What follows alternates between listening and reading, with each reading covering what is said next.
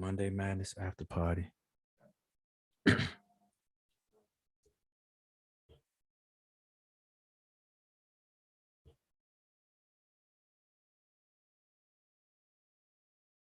Monday Madness after Monday Madness after party.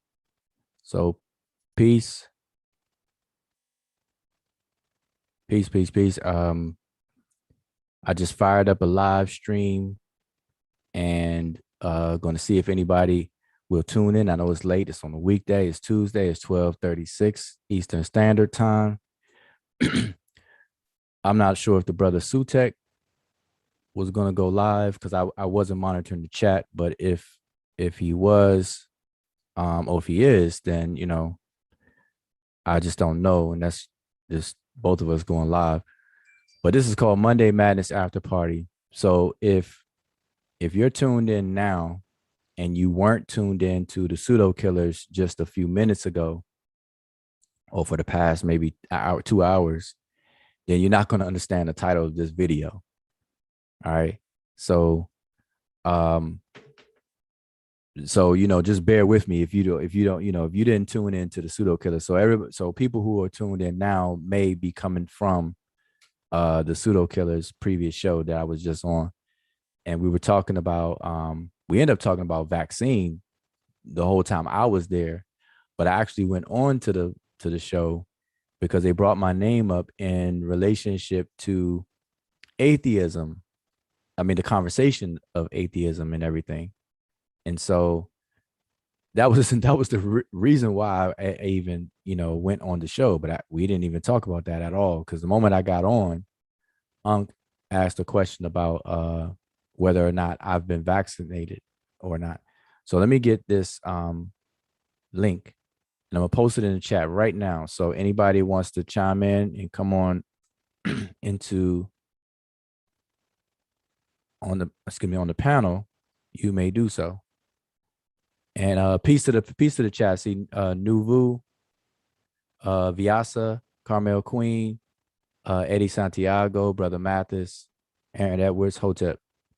So I'm just gonna kind of repeat myself a few times because I know people may be tuning in. So forgive me, if you hear me repeat myself a few times. I just want to get it out that the title of this, and I just pinned the link. So everyone is welcome.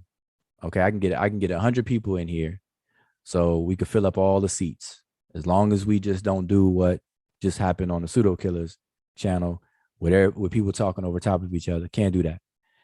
But the title of the show is Monday Madness After Party because the title of the pseudo killer show, Sheffrin titled it Monday Madness. And I was just over there. And so, we're just going to continue the conversation a little while. I'm going to hang out for a little while. It's 12:39. I figure we can hang out a little while for all you late folks, third shift, the second and third shift. Peace, Morpheus. I see Morpheus came in the building. Man, that was crazy. Yeah, so you were there the whole time? Out the whole time, yo, and I was shaking my head, bro. I was just, I don't get it. I clearly don't get it. I don't get it. I just don't get it, bro. First part was that for me, you can clearly look on the CDC site, and I posted it inside the chat like 6 times, where it tells you literally after infection of COVID, you have to wait 90 days. You have to wait 90 days to get vaccinated.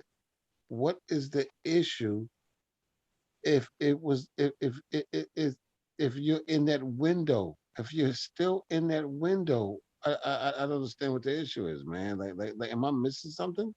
Well, I mean, my take from the whole thing, and this is where they're not being honest. And this is all jokes aside, and I can definitely take jokes. I can take jokes. I don't get mad or anything like that.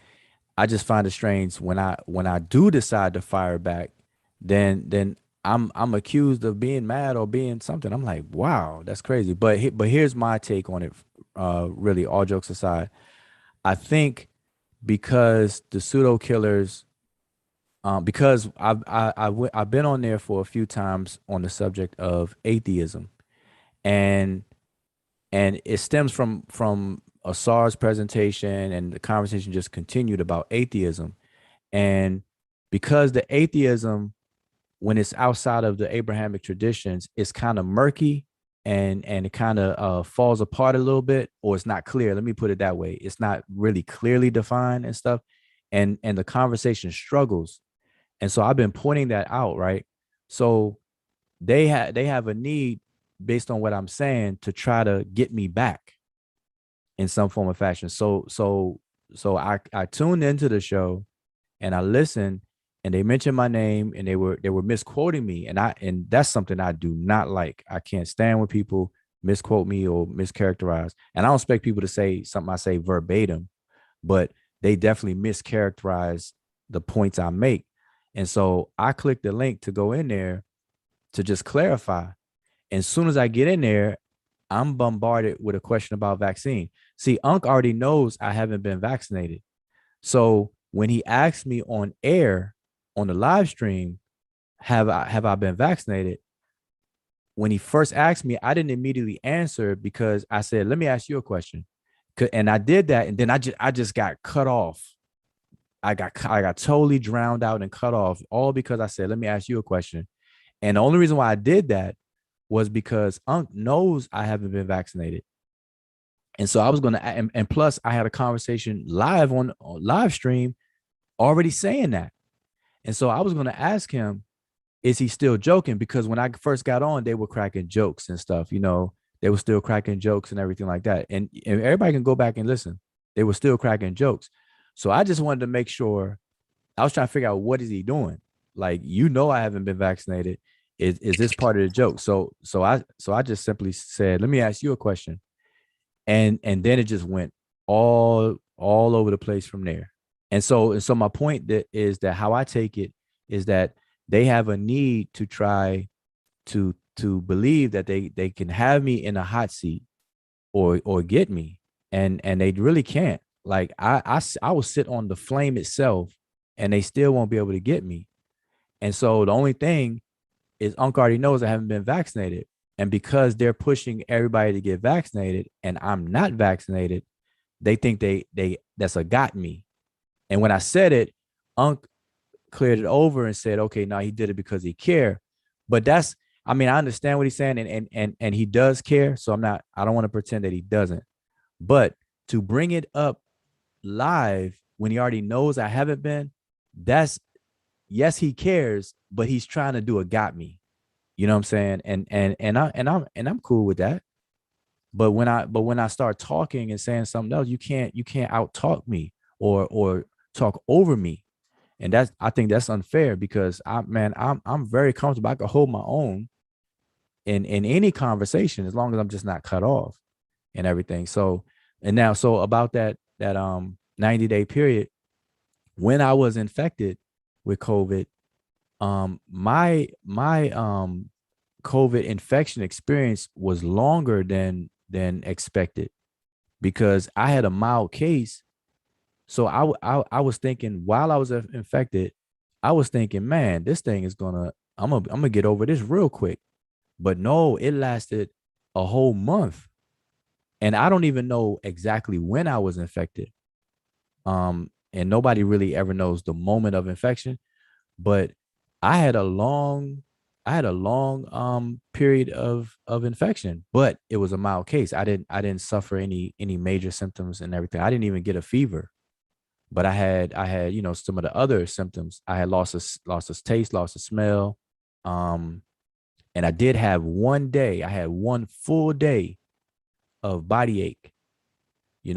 I thought and it was weird, because I had just did some exercising prior to Mm-hmm. that, and then my body's aching. I thought it was because I did some exercises that I haven't done in a while. I'm like, man, but no, it wasn't that. I got tested routinely like I do, and it came back like, hey, you are um you are positive for COVID-19. I was like, man.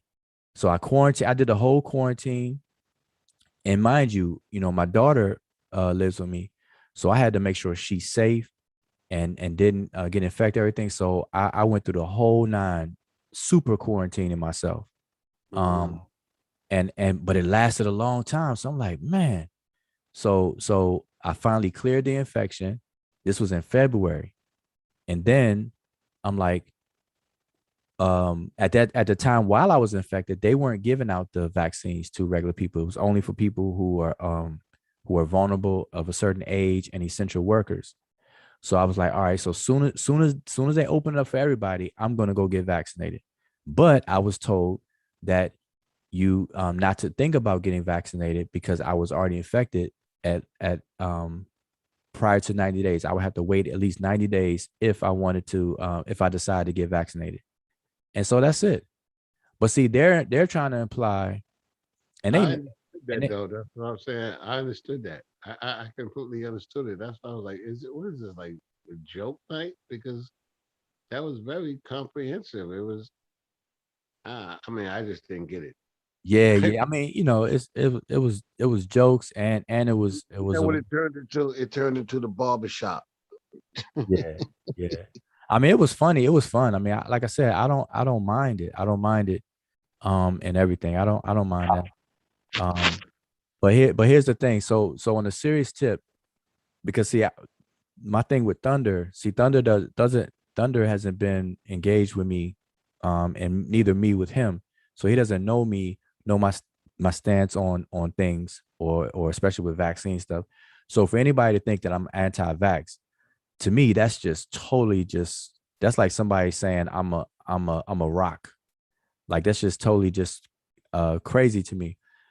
So I Man, so I was trying to listen, tell him many that shows he that don't as go ahead. many shows that you've done, right? Advocating, you know what I mean, doing your research and all that and stuff. Come on, man. It's like uh, you couldn't possibly walk away with Wujo is anti-vax. You couldn't do if they No, want. there's no way. That was my point to Thunder. I was saying, Thunder, you don't know me. Obviously, you haven't seen any my Facebook lives and stuff. I'll pull out slideshows. I'm the first one out of the close crew to actually do a presentation on the immune system, all the different immune cells, their function, how they do this, how they do that, the T cells, the B cells, the memory cells, and the whole nine. So so I'm very surgical with it. And so with me, um, when it comes to me, I make sure I know what I'm talking about.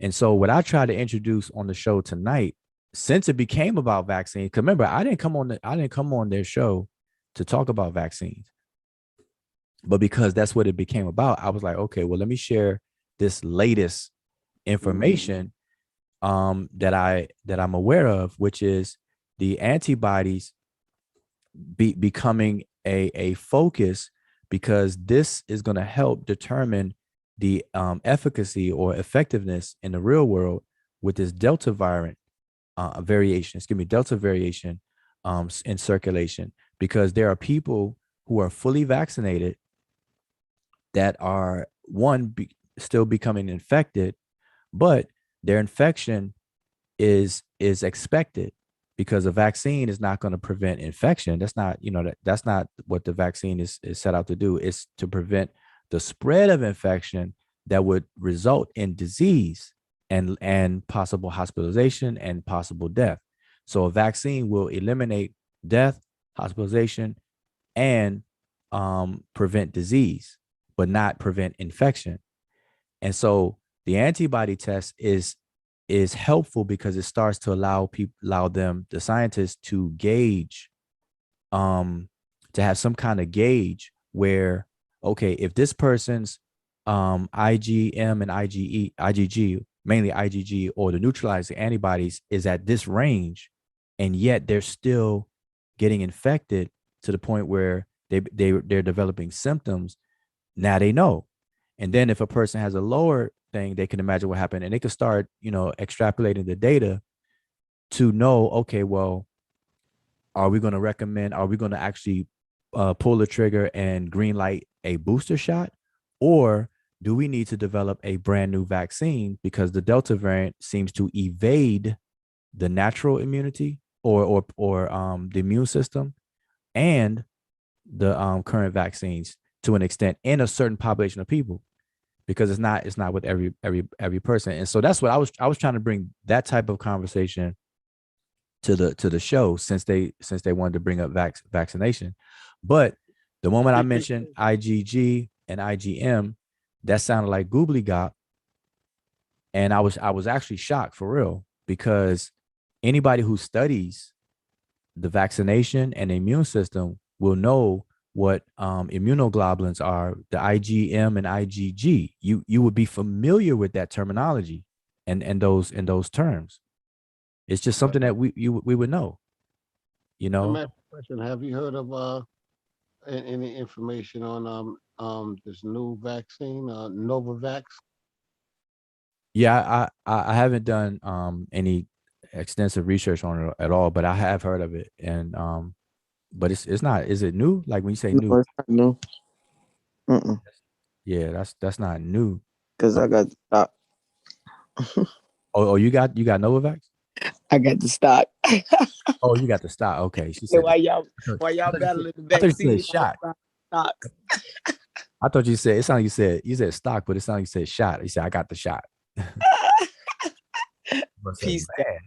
I'm just messing. I said why y'all was battling, why everybody battling vaccine. I was buying the stock like that Moderna. I got it at $28. It's at $4.85. I'm sorry, I don't mean to change our conversation, but yeah, No, no, my no. That's a good hey, that's a point. Shoot, you like, man, not only am I getting vaccinated, but I'm about to get this stock right here and and do what it does. So yeah. Can you see what I Yeah. said to you? Hey, Wooja, you see in the back chat? Not yet. Let me see. Yeah, yeah. You said Atlantic. I'm gonna see if I can share it on the screen.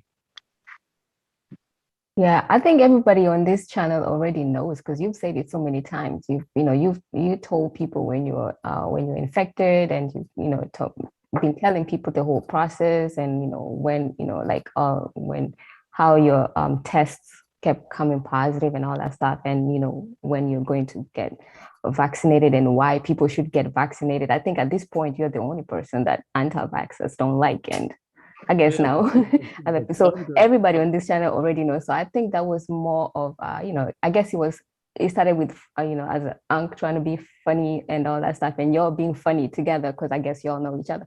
But other people kind of probably took it seriously because, yeah, that kind of went far left than it should have. Especially, it was a good opportunity to teach people about, the vaccines, but it kind of went left. Yeah, and then it went left field and became a free for all, you know?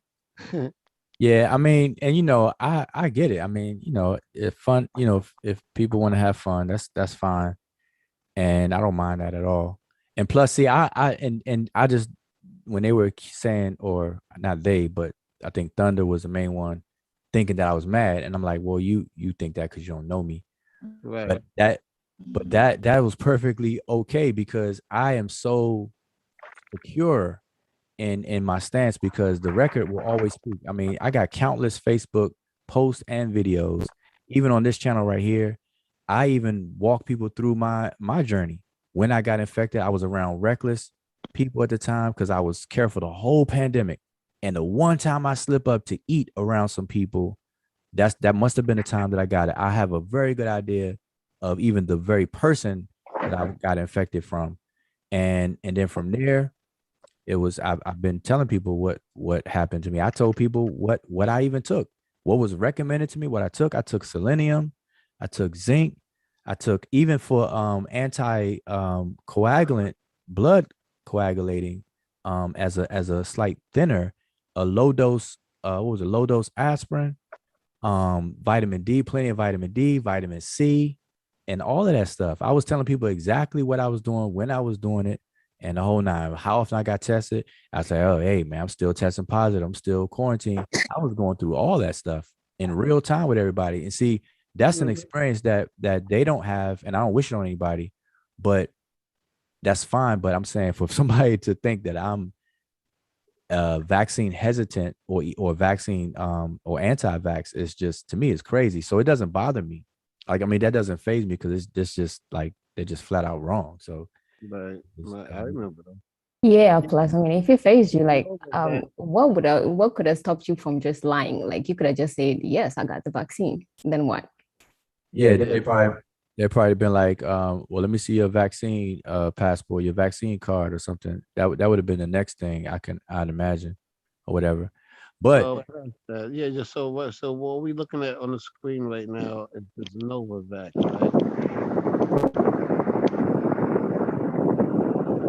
oh, somebody got a few noise going on. I don't know who that. Somebody got to mute. Okay, go ahead. What were you saying, Morpheus? Yeah, I was saying what we looking at on the screen, right? Yeah, go Can ahead. you read that about what we read it what in the screen? Oh, you want me to read it? Yeah, Okay, all right. Let me get right back to it. Give me 1 second. yeah. I mean, set it up. What is it that this is? I'll read it. Just Uh, of course. supposed to be a new vaccine, from my understanding. I'm not sure. That's what I'm trying to get clarity. Okay. Give me 1 second. Man, my screens. I was trying to find where I could mute. I heard noise and I'm trying to find where it was coming from, but now I can't even get back to the screen. All right, here we go. Look like we are good. We are Yeah, they good. trying to get emergency. They trying to get the FDA to give them an emergency, to make their vaccine an emergency approval by the full quarter. What, the Oh, Novavax? They have been working on it, but it's delayed right now. But go ahead. okay. Where's my Why? cursor? All right, here we go. Y'all can Why? see the screen. Okay, so it says, I'm gonna read it. So it says the mRNA vaccines are extraordinary, but Novavax is even better. A persistent hype around mRNA vaccine technology is now distracting us from other ways to end the pandemic. Then it goes on to say, at the end of January, reports. Let's look at the date of this. This is June 24th. All right, of the article, and it says at the end of January, reports that yet another COVID-19 vaccine had succeeded in its clinical trials. This one offering about 70% protection, were front page news in the United States and occasioned pushed alerts on millions of phones. So let me just stop there. So here's the percentage, and you can look up the efficacy percentage of Pfizer and Moderna. Pfizer was the highest. I think it was 95 something. Right. And That's what I'm trying to figure out. So why is this supposed to be better? yeah, we about to find out. So and Moderna was 94, 94.1 or something like that. Mm-hmm. So, something around there. Somebody could look up the exact numbers. So this one's saying 70%. So already it has a lower efficacy. Okay. So we need to know. But let's see what it's saying. It says, but when the Maryland based biotech firm Novavax announced its latest stunning trial results last week and an efficacy rate of more than 90%, even against the coronavirus variants, the response from the same media outlets was muted in comparison. So at first it's saying 70% protection, but now it's saying 90% even against the coronavirus variants. Um, the response from the media was muted in comparison. The difference, of course, was the timing. With three vaccines already authorized for emergency use by the FDA, the nation is awash in other shots already, as the New York Times puts it. And then it goes on. It says, practically speaking, this is true. If the FDA sees no urgency, the Novavax vaccine might not be available in the United States for months. And in the meantime, the national supply of other doses exceeds demands. But the asymmetry in coverage also hints at how the hype around the early bird vaccines from Pfizer and Moderna has distorted perception. Their rapid arrival has been described in the magazine as the triumph of mRNA, a brand new vaccine technology whose potential stretches far beyond this pandemic.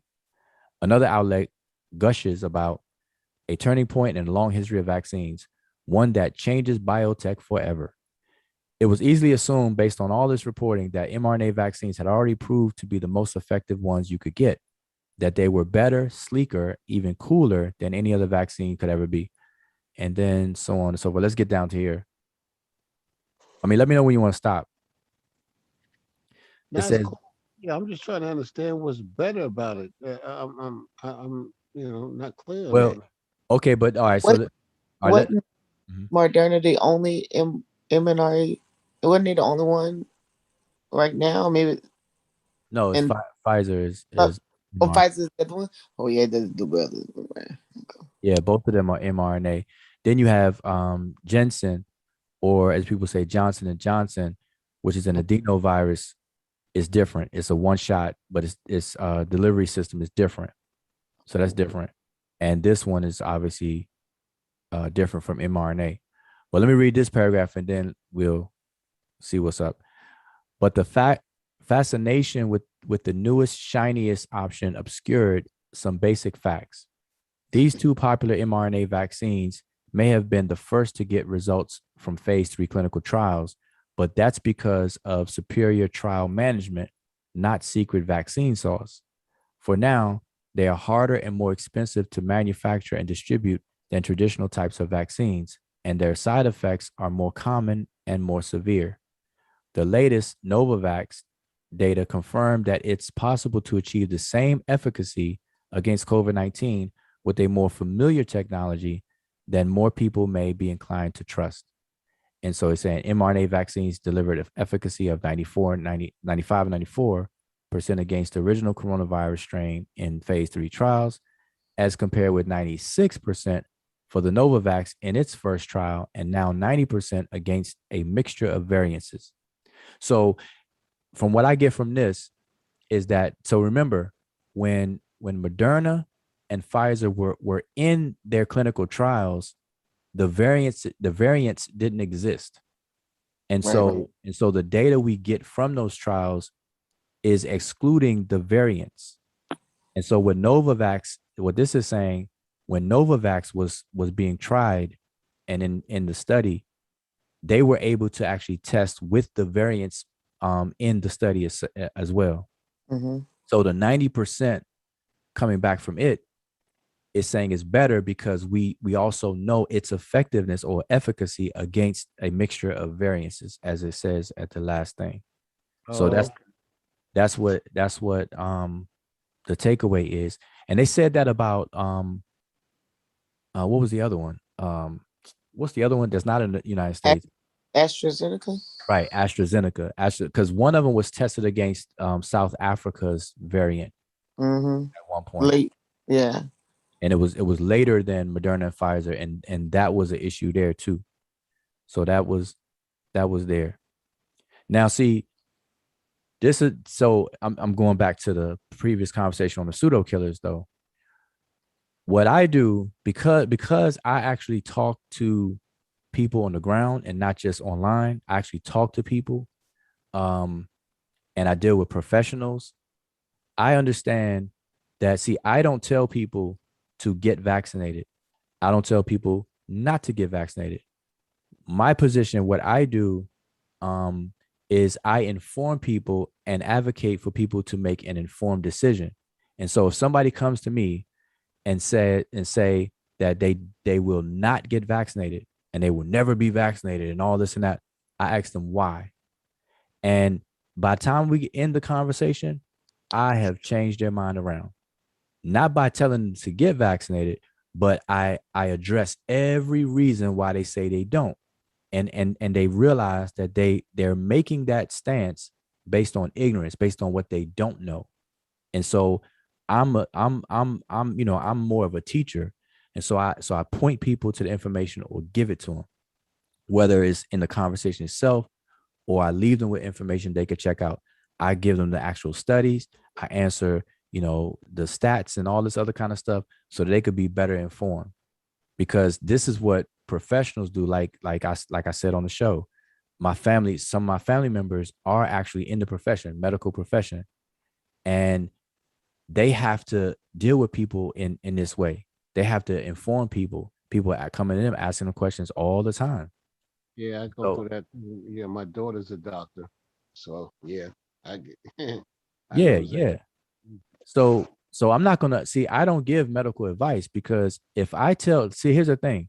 if I tell someone to get vaccinated and they do it because I told them, because they may trust me, or you know, they feel like I'm a person who researches, and I whatever, and that person has an adverse reaction, they may have anaphylaxis for whatever reason, and they didn't know it, or whatever the case is, then that's going to come back on me. Whether it's legally on me or not is beside the point, but I would feel terrible if I put somebody in danger. So I tell people every time, make an informed decision. I just give the information. And then if they ask me about me and my journey, I tell them. I say, hey, I'm not vaccinated yet. I'm scheduled to be vaccinated. Me and people in my household, we're all scheduled to get vaccinated. And you know, I tell them my journey, how I was infected, and how I did develop a level of immunity. So I'm not walking out here uh, with a naked immunity right now. I mean, a naked immune system right now at all. So it's totally different. So to put me in that category is just totally just crazy. Yeah, yeah. So now here's my question. If you look at the second article I sent you, the next article I sent you in the back chat, All right, hold on, let me just stop sharing this. because my question is really now, are they designed, or do you think they designed that? Oh, but I'm sorry. Just real quick, I just got a commercial break. Yeah. This live show is being brought to you by McDonald's. All right. You silly. Just wanted everybody to know that this show is being brought to you by McDonald's. They have served over 144 billion served. And you know, just wanted to say that it's being sponsored, and all that good stuff. So you see the nice Big Mac, large fry in the shot. That's pretty, you know, that's McDonald's flagship platter and everything Yeah, like that. So you forgot the apple pie. yeah, forgot the apple pie. So you know, just I told everybody it's gonna be sponsored. So I just want to make sure I get that in. So I'm sorry. Go ahead. Yeah, so that Novavax, right? If we look at the other article, the other link that I sent. Okay, let me see if I get that. Oh, you sent another one? I see three. Oh, my Monica sent one. Oh yeah. Oh, what It, you sent one on the you about to tell us how much you banking off the stocks? oh yeah, I am being. I seen you that. You don't want to see. It's crazy. Hold on, Monica. You got it on what? The Novavax one? I got it on both. I got it. Okay, so when the pandemic hit March 2020, I think they shut down what March 23rd or something like that. Summer Mhm. 19th, 23rd. Moderna announced that they was gonna do the vaccine, and I got that stock at $28. It's 486 right now. Wow. Our company got like 75 shares. Another coworker got like 130 something. One got like 50. You know, I only had like 10. I sold some in the summer last year. And so I only have 4. But just to be transparent, I actually only invested like $173 and I'm profiting like $998. So when you all was doing the vaccine, we was deciding, like when you guys was talking about the vaccine and what it does and you know how it was working, we were following it from the money. Yeah, we were seeing, okay, well, which companies. So when you guys were talking about the companies and what they were doing and who were more likely, you know, to probably have a vaccine approved first, we were listening to that and we were invested. Yeah. So we narrowed it down to those 4 you just mentioned. Moderna, Pfizer, AstraZeneca. Because there was a race going on at the time. Right. Yes. And the stock, and every time the fate, you know, we would go to the fiduciary calendar that the FDA, when they're approved by phases. And at the time, Moderna, they were the only company at the time that were kind of not letting the government kind of boss them around as far as how fast or when should they release data or what they should release. And right now they're going to the They S&P. went public. They went public Yes, early, right? they went public, and they going to be under the SPY, and the SPY is the ETF that has all the large companies in it, like Google, Facebook, Wow. Amazon, all those Tesla, all of that. So with it having doing that, it just went crazy today. But it stayed dormant for a while. It kind of went up to like $76. It kind of shot up to like one something because they were putting out publicity news. But we were following y'all's conversation as well.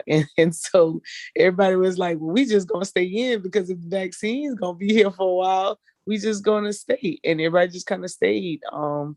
That was smart. Yeah. And Yeah. and we got it so low though, So while people right now like, oh my God, Moderna's gonna shoot, we less than what 50, what I said, 28. I got in at 28, and I think our company got in at 76, and we just Yeah. sat there. We just sat there. So yeah, I like as a lot of times, a lot when you all are speaking, especially when you speaking things that's medical or science, I always go look at the fiduciary calendar. Like when you just mentioned Novax, Morpheus, I Yeah.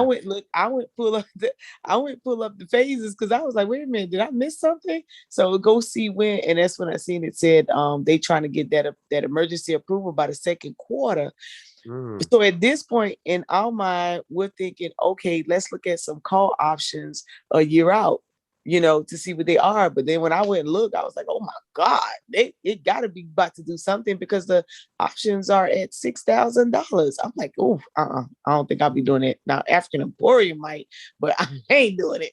But, so we go and look and see, you follow the money and you kind of can follow those things and which ones are going to have good success without knowing the data in the Let me make a beginning. let me make a point on that. Mhm. And like I said, I engage people on from both extremes. I talk to staunch anti-vaxxers and I talk to people who are staunch pro-vax. And Mhm. I've seen both sides shame. That like anti-vaxxers will shame people who get vaccinated, and then pro-vaxxers will shame people who didn't get vaccinated yet, which is what the attempt was done on me tonight.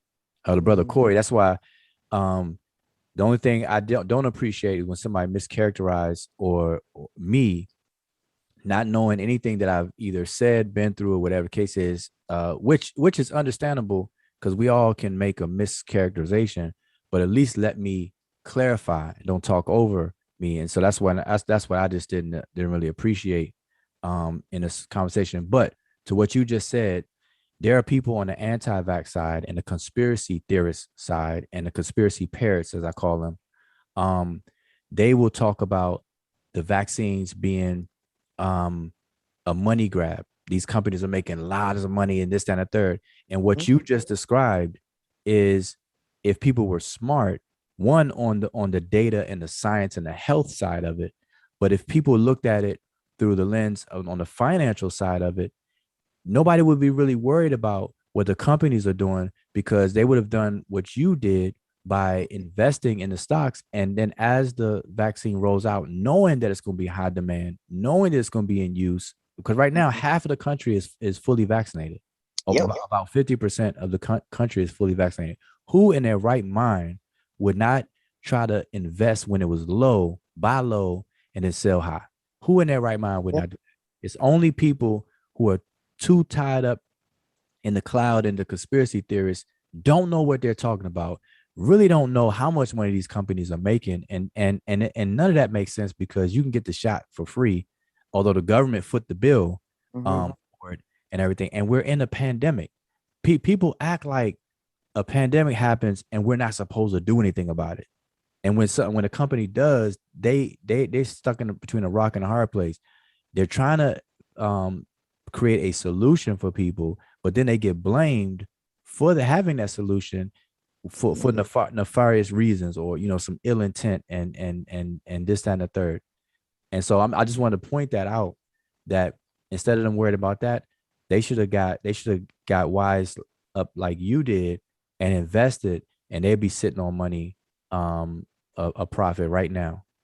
Oh yeah. big time. You know, a lot of those a lot of the professors in the colleges that when it first went, I can imagine what they made today, because when it first went up to, I think it went to like 176. And as a matter of fact, Novex is at 220, two something right now. But when Moderna went up, when it had that first indication, when the efficacy came out in the summer, and UA, it, right before the UA approval, the FDA yeah, yep. And it went up to like, I think it went up to like 176 or something like this. And this professor had made you know, a lot, as we would say, they created a lot of millionaires. The pandemic created a lot of millionaires Wow. because of that. Folks were following the vaccine from the financial perspective, even though, you know, we know the medical side was a factor as well, but those were calluses. Those were things that was going to drive the market. And so while I would have thought that everybody who followed or who pushing vaccines was invested in the vaccine, And like you could not tell me that anybody on the panel that was just in conversation better not tell me that they, as much as they push the vaccine. they're not. I could tell you that right now. Oh my And God. that would be a question. That They're was not. now that's a dagger. That's a real dagger right there. Did You just dropped. not. Deb, you ask that question the next time, then, if you on there. I would Yo, I swear I'm gonna ask that question, yo. please Yeah, do. yeah. There's no now Thunder gotta be, because Thunder invests all, he's a day trader. So, He, but so let me say this. Yeah, Thunder may. Yeah, yeah, yeah. yeah, I don't know Thunder, but I do know him to be financially yeah. I mean with the financials, literate in that area, and that's part a little bit of his area. So he may very well have been. But that would have been a very good question to ask them to kind of just bring that to the table. That would have been a stink bomb in the room. But hold on, I just want to address some. I'll make sure I'm not missing anything in the chat though. Yeah. Because I did invite people to come check, after party after Yeah. that madness that took place. And I just want people to know, just to be very clear, I don't mind the humor and the jokes and stuff like that. It does get frustrating when people don't let you talk, but I'm used to that as well. But what I just do not appreciate is to leave mischaracterizations on the table when people know better or should know better, or at the very least allow me to speak for myself and stuff like that. That's the only thing I don't appreciate. But everything else, the fun, because people think because I do slow conversations down and I do teach most of the time in a teaching mode or whatever case is, for some reason they think that I can't just get as joke as they do. And so that's what I just try to demonstrate with Thunder, who I don't know, but he's cool. I think he's a cool guy and everything like that. It's okay. But as far as the chat goes, something that I want to make sure that I was clear on the previous show is that, because Uncle asked me, was I vaccinated? And I'm not vaccinated. And see, here's the thing. I think sometimes people are so close to something that they forget the surroundings. And so, and I try not to do that. And so for people need to understand how the immune system works and what the purpose of vaccines are, in relation to the immune system, especially the humoral or the adaptive portion of the immune system, what it does and why we even have vaccines and everything.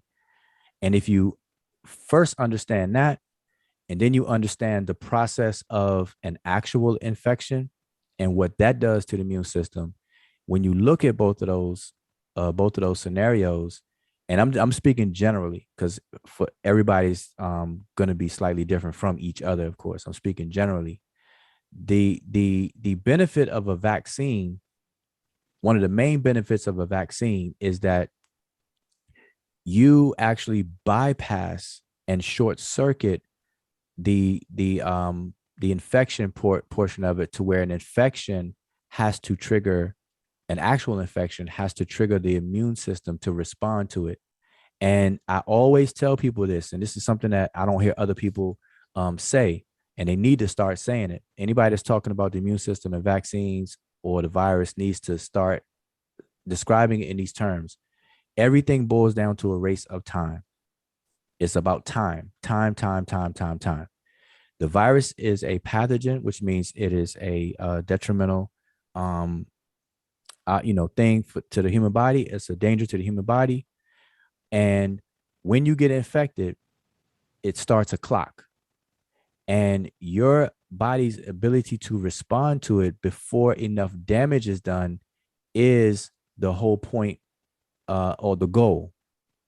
You're not going to prevent the infection, but once the onset of an infection, you want your body to respond in a certain amount of time to prevent the replication and the spread of infection to where it damages and kills cells and later other organs and whatever else it's going to do before it wreaks havoc. It's always a race against time. So because it's a race against time, the big benefit of vaccines is that vaccines, especially these mRNA ones, the mRNA vaccine, when you get vaccinated, it will train your immune system to recognize the pathogen without having the pathogen infect you and going through that time. So the vaccine induced immune response will shorten that response time tremendously. And this is why, even though a vaccinated person can become infected, they will not have the disease because the immune system will respond in such a timely manner to where it will prevent the spread of that infection. It can't prevent the infection in and of itself because the infection will come through your mucosal membranes, your nose, your mouth, your eyes, or whatever the case is. And the virus may replicate in those areas, but it won't spread. And then eventually you'll clear it. So that's the vaccine provides the body time.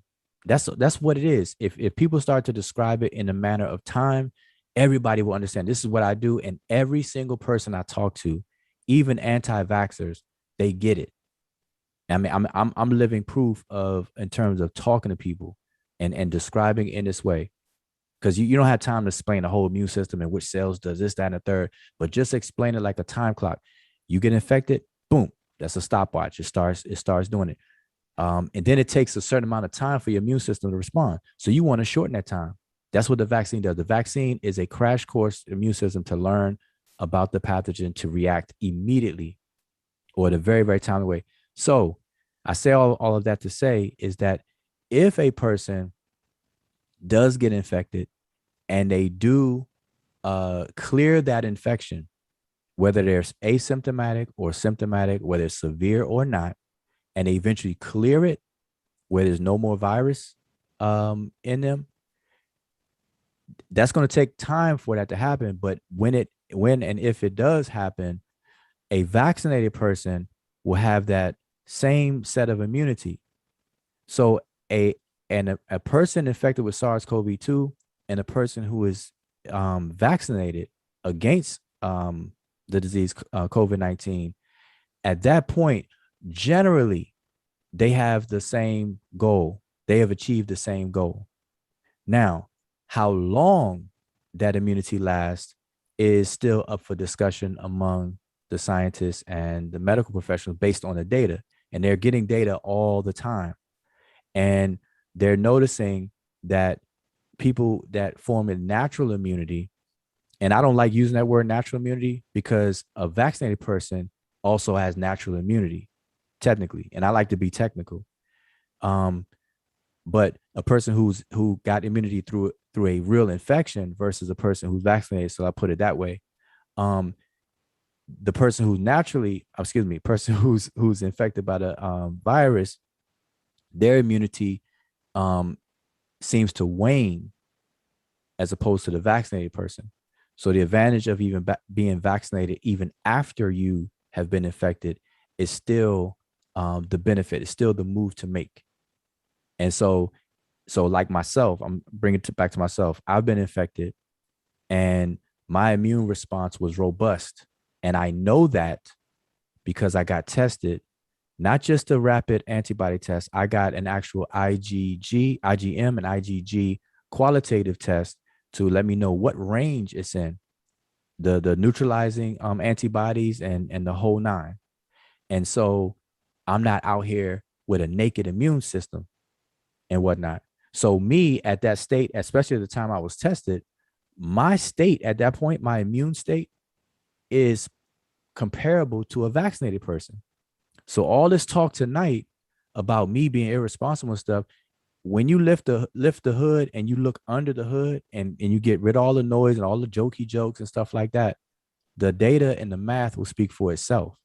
Can you show that, Ujo, what you're talking about in reference to the test? Like, do you have something already on that? Like that shows like you know how you do draw it out. Yeah, well, let me all right, so y'all talk while let me try to find something that speaks to what I'm saying. So let me see if I to sum this up. That when you're talking about the time in that stopwatch, so when people die of COVID, right? Then if I'm trying to paraphrase or rather sum up what I just got from what you just said, that that because well, eventually once you're infected, eventually your immune system will kick in at some point. But the question becomes, will you survive long enough, right? Will Mhm, you survive long enough for for your body to create antibodies, right? mhm. Am I right? Yeah, see, yeah. So, like I said, it's a race against time, and at the onset of infection, whatever health state you're in at that snapshot. Now, mind you, this is like a flash, so this is like a screenshot. It's taking a screenshot of your health, your state of health, specifically your immune system. So, if your immune system is already sluggish at the time of infection, then its reaction, it's the adaptive portion of your immune system's reaction is going to be sluggish, which means it's going to take even more time than a healthy person with a healthy or optimal immune system. I'll put it that way. So that's why they say people who have um, Underlying under conditions. underlying conditions that affect the immune system or immunocompromised. That's where you get this language coming into play. Underlying conditions, immunocompromised people, and even elderly people, because the immune system gets a little sluggish as you get older. And then people's just basically not taking care of themselves, bad diet and stuff like that. And some people, like I said, these underlying conditions, such as diabetes, they may have had surgery recently, um, transplants, or whatever the case is. These people's immune system are going to be very, very sluggish. And so it's a race again, it's a race against time. And so at the onset of infection, by the time the immune system mounts up a defense, damage is done. Because remember, the virus, people gotta understand what the virus does. The virus hijacks the cellular machine, the machine within a cell, and it uses the cell's machinery to replicate itself. That's all it does. And when it's finished, it destroys the cell. And so this happens very, very rapidly. There are hundreds of thousands of virin particles, and everything that are spreading throughout your body. And that's what it does. Its job is to replicate, replicate, replicate. And by replicate, it's going to destroy cells. And if it destroys enough cells, then it's going to affect your actual bodily functions and whatnot.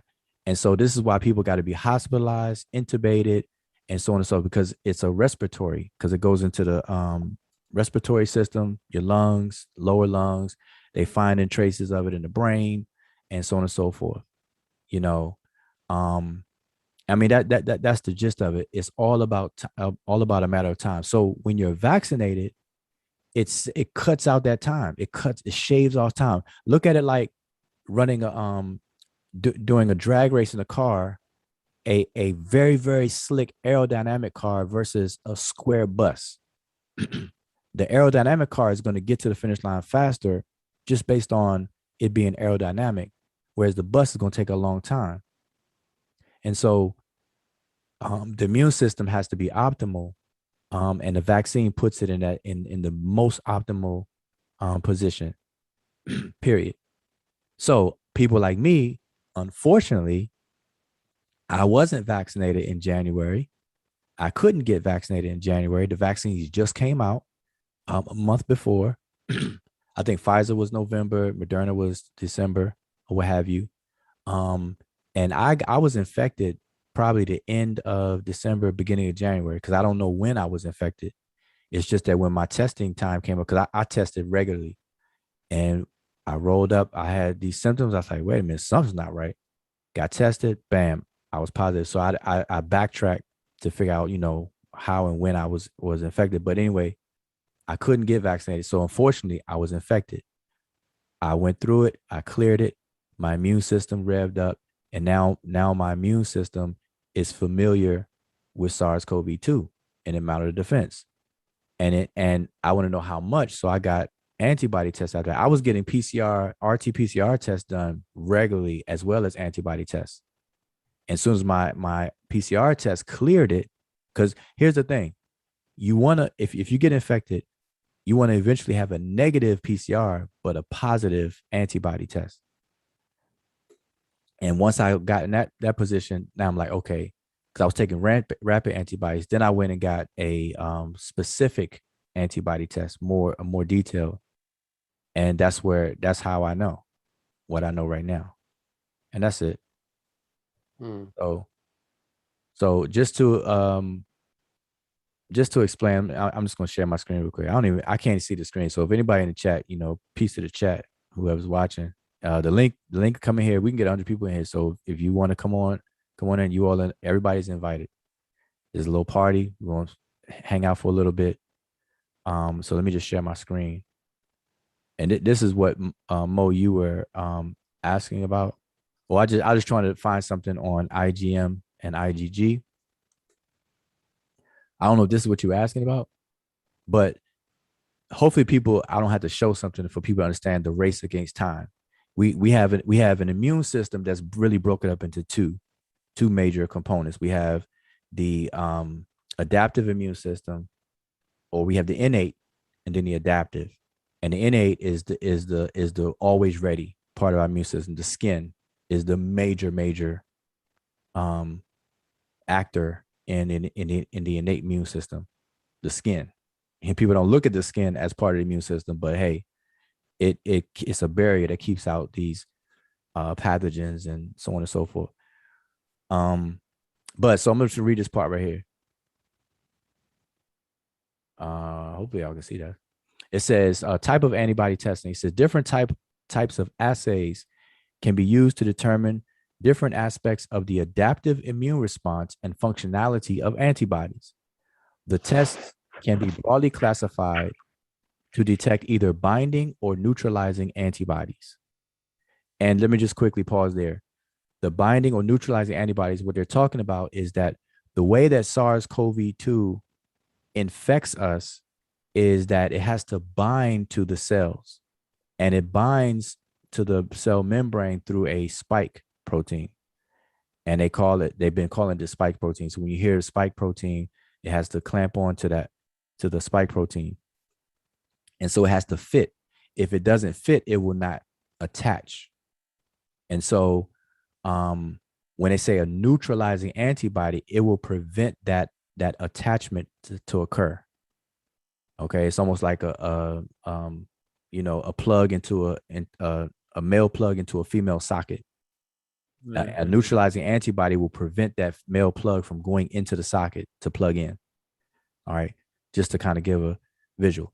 So it says binding antibody detection. It says these tests are purified proteins of SARS-CoV-2, not live virus, and can be performed in lower biosafety level laboratories, BSL-2, if anybody's already familiar with that. With specific reagents, individual antibody types like IgG and IgM and IgA can be determined. Both IgM and IgG may be detected around the same time after infection. While IgM is the most useful for determining recent infection, and that's what I tested positive for right away. because that's how it let me know. Okay, see, and here's a thing too, and this is what people are not talking about. That you could do, you could find this stuff out. If you're infected, right? If you get it, I don't wish it on anybody. So do what you can to avoid getting infected by all means, please. But if you happen to get infected and you test positive, therefore you know you're infected, get an antibody test done as well. And here's why. If your IgM is showing up very strong, it's likely that you were just infected. In other words, the strength of your IgM reaction through an antibody test serves as a proxy for how long ago you were infected. So if you wanted to do contact tracing yourself to figure out, okay, who were you around? Who do you need to call and say, hey, I tested positive. Hey, I think you gave it to me, or I was around you at this time, or whatever the case is. You can now do so with a little bit of more data backing you. Because if you have a strong IgM, that means that you were recently infected. If the IgM is faded or low, that means you were infected a longer time ago. Okay, so y'all keep that in mind. All right. Where was I? So while IgM is the most useful for determining recent infection, as it usually becomes undetectable weeks to months following infection. So that's a key thing. If you test positive and your IgM is undetectable, then at the very least you were infected 14 days or beyond in the past. Okay, keep that in mind. IgG may remain detectable for longer periods.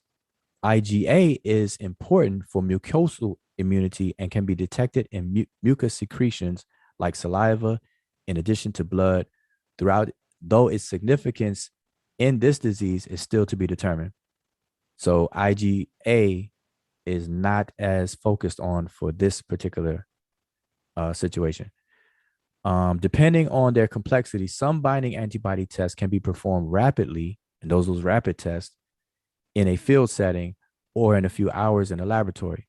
Tests that detect binding antibodies fall into two broad categories, and you got point of care and laboratory tests, etc.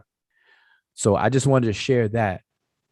And this is the kind of information I wanted to share on the Pseudo Killers show, which is why I brought it up. Because we're supposed to be, and I thought, and I guess I was wrong, that on the topic of vaccines, we're educating people, we're sharing information that could be useful in some form or fashion.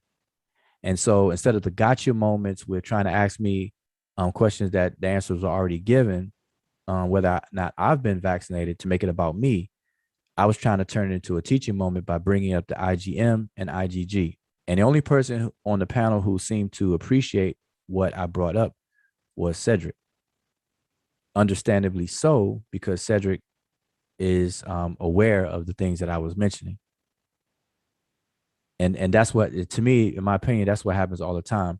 When somebody don't understand something, it gets suppressed or clowned, and it just goes crazy. And that's just not cool at all. Egos, man, egos. So now I finally got out what I wanted to kind of share and explain. And that's where I was going when I brought it up. And I asked Unc, Man, there's no way you would have got all this off. You wouldn't. Not over, nah. Hell no. You would not have gotten all this off, bro. right. And you're right. And see, I know that with that empanelment of brothers, they're my brothers, and we're all friends and everything like that. But I do understand what it is. And so I try to do it in a way where I would ask, I try to bring it in by asking Unc the question, because one of the points I wanted to make is that vaccinated, see, they're not distinguishing unvaccinated person who is immuno-naked versus an unvaccinated person who is immuno-clothed versus a vaccinated person who is obviously immuno-clothed. See, they don't know what, they don't even explain it this way. And this is how I have to talk to, this is how even professionals talk and stuff. It's a person who has never been infected, not vaccinated, their immune system is naked. They're wide open. A person who has been infected, went through clearing the infection, formed a level of immunity, their immune system has closed. A person who has not been infected, but got vaccinated, their immune system is closed. So the only difference between the two clothed immune system is one person's vaccinated, another person caught the virus. Now, the long-term efficacy of that immunity or, protection is up for discussion. But see, nobody drills the conversation down to that point so that people could really understand what's going on. So that's why out of the whole conversation, the part I don't or didn't appreciate is what Corey was saying and implying. That's why I had to ask him straight out, because I don't do the innuendo. And Corey kept saying that he appreciated the responsible people out there and da da da. And he was implying that I'm not being responsible or I'm being irresponsible. And so I asked him directly, and he still didn't really give me a direct answer, but you can hear that he's including me and everything.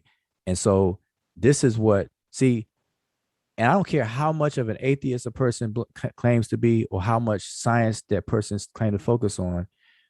Pseudo is pseudo, or just bad comprehension and listening skills is just what it is. And that's just it.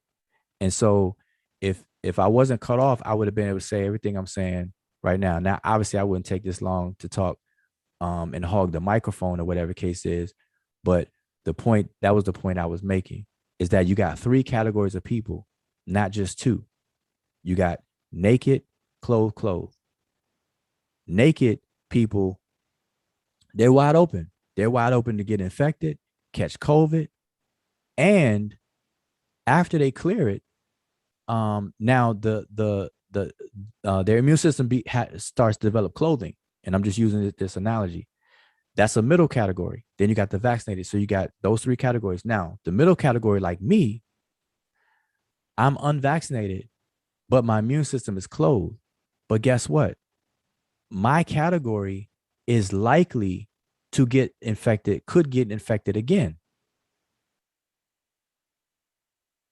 Okay. And so that will be the benefit and the drive or the motivation to get vaccinated. Because between the two clothed categories that I mentioned, and I'm putting myself in there, a vaccinated person versus me, I am the one who is more likely to get infected again.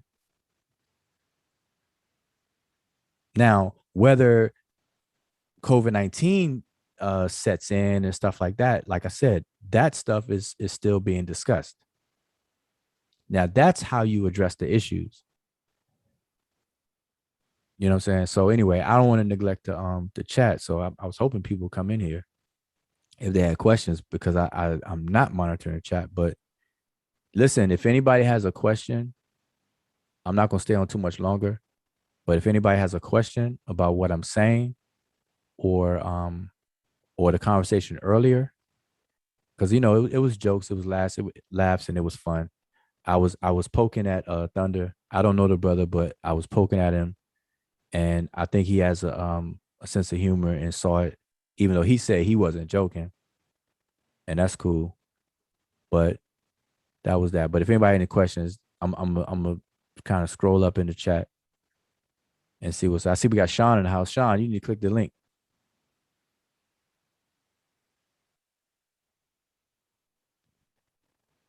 All y'all need to click the link. Everybody in the chat, we got 40 people watching. All 40 of y'all can come in here. Okay, so Sutek. Yeah, Sutek, I don't know if you have time or you're able to click the link, because Sutek had mentioned in the other chat about antibody tests not um, demonstrating immunity or something like that. And see, that's a general statement that people are told because of the rapid testing. But I went beyond the rapid testing, and that's something that I was trying to explain to people, is that you can get a qualitative quantitative test about more precise your IgG. That's how come I kept mentioning it. I'm like, man, like what what are people not getting? And I got it. I understand, because Cedric was hip to it, but it's because the others are not familiar with it. It sounds like goobly gop, and I get it, but that's why I was there, to be able to speak on it. I mean, that's the whole thing. So Sutex says if you get infected and you unvaccinated, you're probably going to get infected again unless you get vaccinated. Yeah, that's what I just said. That's exactly what I said. So remember, you all, there are 3 categories. There are fully vulnerable people who are unvaccinated and uninfected. Their immune system is butterball naked. Okay. Then you have people who got infected, cleared the infection, developed immunity. So their immune system is not naked, it's clothed. Then you have people who never got infected, but got vaccinated, and their immune system is clothed from the vaccine. Now, the worst situation is obviously the first category, because you're wide open. Out of the other 2, between the 2, it's a higher percent chance that a unvaccinated person with immune clothing or protection will get infected again, as opposed to the vaccinated person. So now the question is, why is that? So now that we know that, why is that? And the answer so far, as it's explained, is because the vaccine is very, very specific. The mRNA tells your cells to produce the actual spike protein of the virus so that your immune system can identify it very specifically. And it's actually straight to your immune system and stuff. You don't have to worry about your whatever else is going on through a natural infection, because remember, the virus does damage soon as on the onset of infection. And fortunately, I mean, it's not like the HPV virus, which hides in your what's called nervous system, where your immune system can't get at it. So this is why, people with variations of what's it, herpes and things like that hides the immune system, and people get flare-ups, and then they go away for a long time. And when your immune system is a bit low or whatever, and especially if you're under stress, you may get flare-ups and this and that. That's the reasons why, is because that virus actually hides in your nervous system. Anyway, that was Sutex. Sutex, you can click the link if you wanted to elaborate. Caramel Queen, yes, healthy, intact skin is a great defense. Yes, definitely. You see, your skin doesn't have to learn anything. Your skin is going to block out what it blocks out. It doesn't have to be told what to do. That's why I call it innate, the innate immune system. There's certain cells that's what they do all day, every day. You don't have to learn anything. No school involved. Okay, so Sutek, unvaccinated people have a high risk of being reinfected. Yeah. Well, we got to qualify high risk though, because between a person who was infected, cleared the virus, versus a vaccinated person, they're at a higher risk. But I wouldn't just say high risk, because they're not nearly as high as a person who's just unvaccinated. I mean, who is never, don't have anything. All right. we can't downplay that middle category. And I'm not saying it just because I fit in it right now. That's just that because I've been saying this before. I mean, the whole time. Anything else? I mean, I don't want to hog the mic now. Stacy Betts, I have a question. Why is the vaccines from different companies have a different percentage rate? Is it because of manufacturing or different ingredients in the vaccine itself? That's a good question. Um, the vaccine manufacturing and development process for the mRNA or all the vaccines are not exactly the same. And because of that, they're going to likely produce different results. And so Moderna and Pfizer are very, very close to each other, 95 and 94 respectively. And both of those are mRNA. And then you have Jensen or Johnson & Johnson, which is an adenovirus in system, delivery system vaccination, which has it's different. And so the efficacy is through the phase 3 trials where they can determine the efficacy of the vaccine versus the placebo group. You know, they go through the whole trial, the control versus the placebo, et cetera, et cetera. And then the results come out. And that's what we work with. Now, when it gets out in the real world, that's when you discuss effectiveness. So that's one thing I explain on the show. There's a difference between efficacy and effective. A vaccine's efficacy is determined in clinical trials, where a vaccine's effectiveness is determined in the real world. I mean, outside of the control trial. And so the control trial one, the data is going to be there because it's monitored. In the real world, a monitoring system has to be set up where they have to follow patients, they have to follow people around and stuff like that. So the effectiveness data is always delayed, and it's more of a challenge to get. All right, you gotta keep that in mind. So, yeah. Now, okay, so remember I said, so this is to Stacy again. Pfizer and Moderna are very, very close. They have the same delivery system, mRNA. And it's not software. I heard people, I talk to people and people say that it's software. It's going to change your DNA and all this other kind of stuff. That's just straight up garbage and wrong. It doesn't do that at all. It doesn't even penetrate the nucleus of the cell. All right. So that's that. But that delivery system is producing very, very close for the same results, 95, 94. Now, the other one is a totally different delivery system.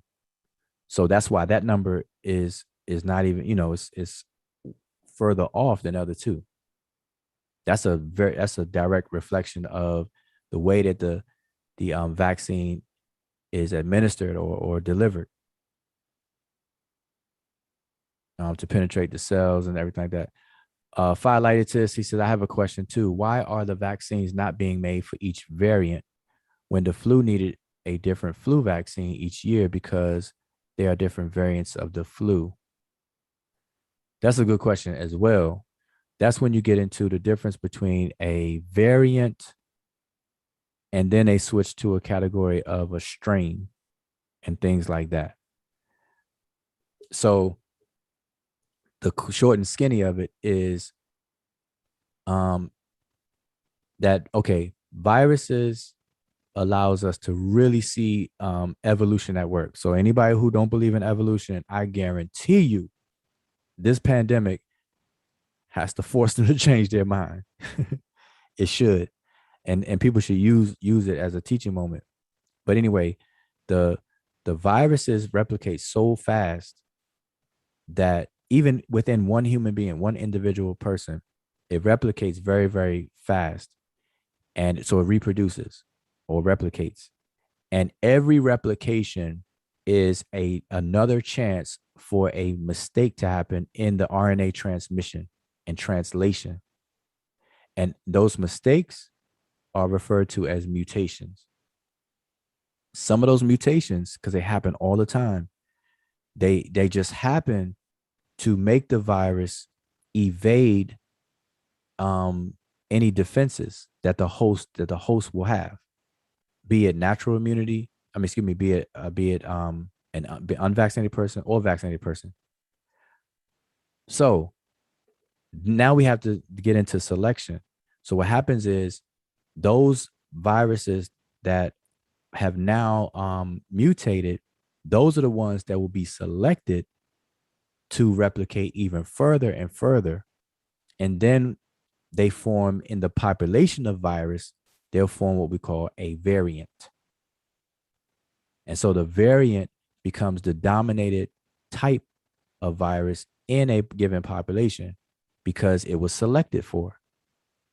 So first you have the evolution of it, or the changing, the mutation, and then a specific mutation is selected, and that's the key word, selected, to further replicate, further infect, while the pre-mutated version dies out or diminishes in the virus population.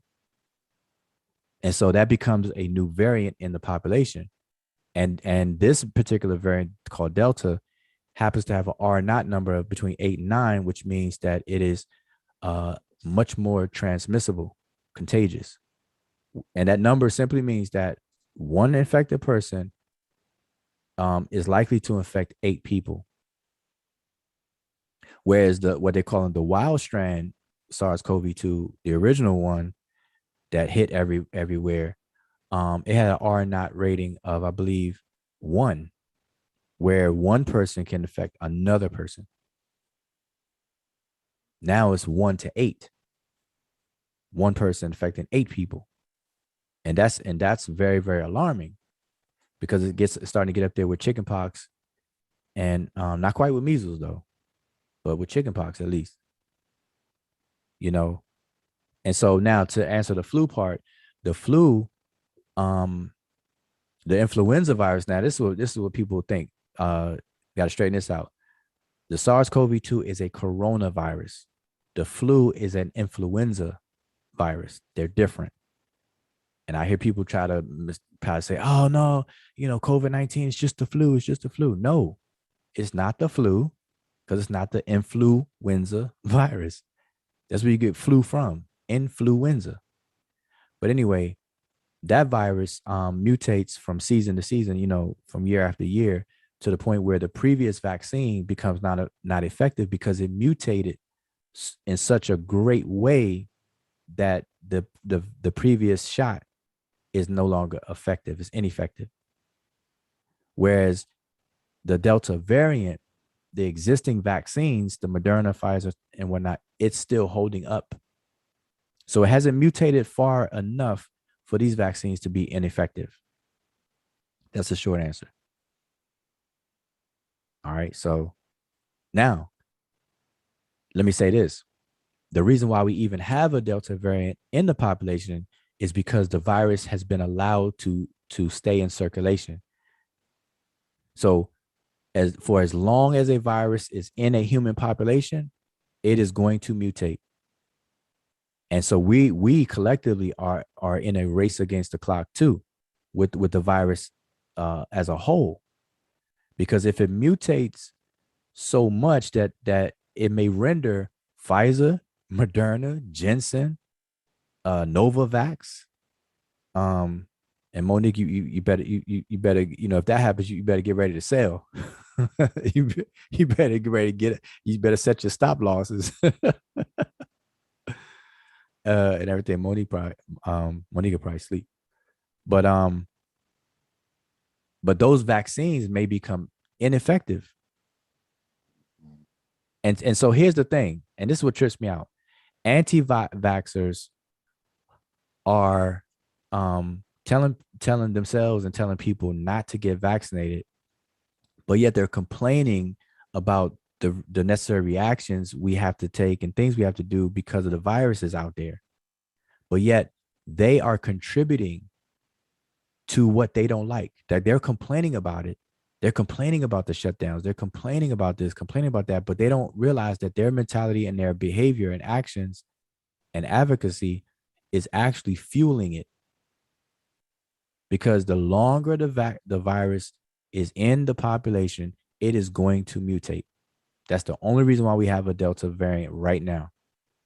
Because if the whole country, if all the United States would have got vaccinated within 30 days, then the and then we got to talk epidemiology now. We got to talk about population health. The population would have been spared. You hear people talk about herd immunity and everything like that. That's where herd immunity comes into play, and so on and so forth, where the virus would die out, at least locally in this country. And the goal is to eradicate it. Period. Like polio. I saw, I think Sean mentioned polio in the chat or whatever the case is. Certain viruses or certain pathogens have been eliminated or eradicated. Anyway, I'm trying to keep going. Anybody else? Flu is a rhinovirus. It's different than SARS. Oh, right. Yeah, if you classify it, but it's actually the influenza. So people understand.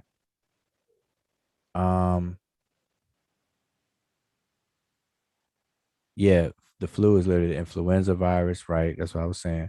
Sister Carmel, Queen. Carmel, that's correct. Thank you for the correction. Yeah, that's what I was saying earlier. Now I'm at the bottom. All right, so yeah, man. Nobody else has clicked the link. I guess everybody's sleeping on me. Monica, Tamika. I bet you Monica is looking at what's it? Trading View. Monica looking at Trading View right now. She probably got 5 monitors. I bet you Monica turned the camera on. She got about 5 monitors on right now.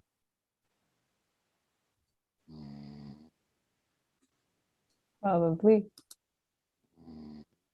Yeah, I'm telling you, people fall asleep. I think that's Morpheus snoring. Uncle wasn't lying when he said I rock people to sleep. Oh,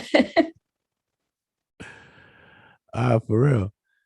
So, okay, Stacy Betts says, "Oh, okay, disregard my last question because you just answered that." Okay, what was it? I'm trying to go back up. What was it? I'm lost it.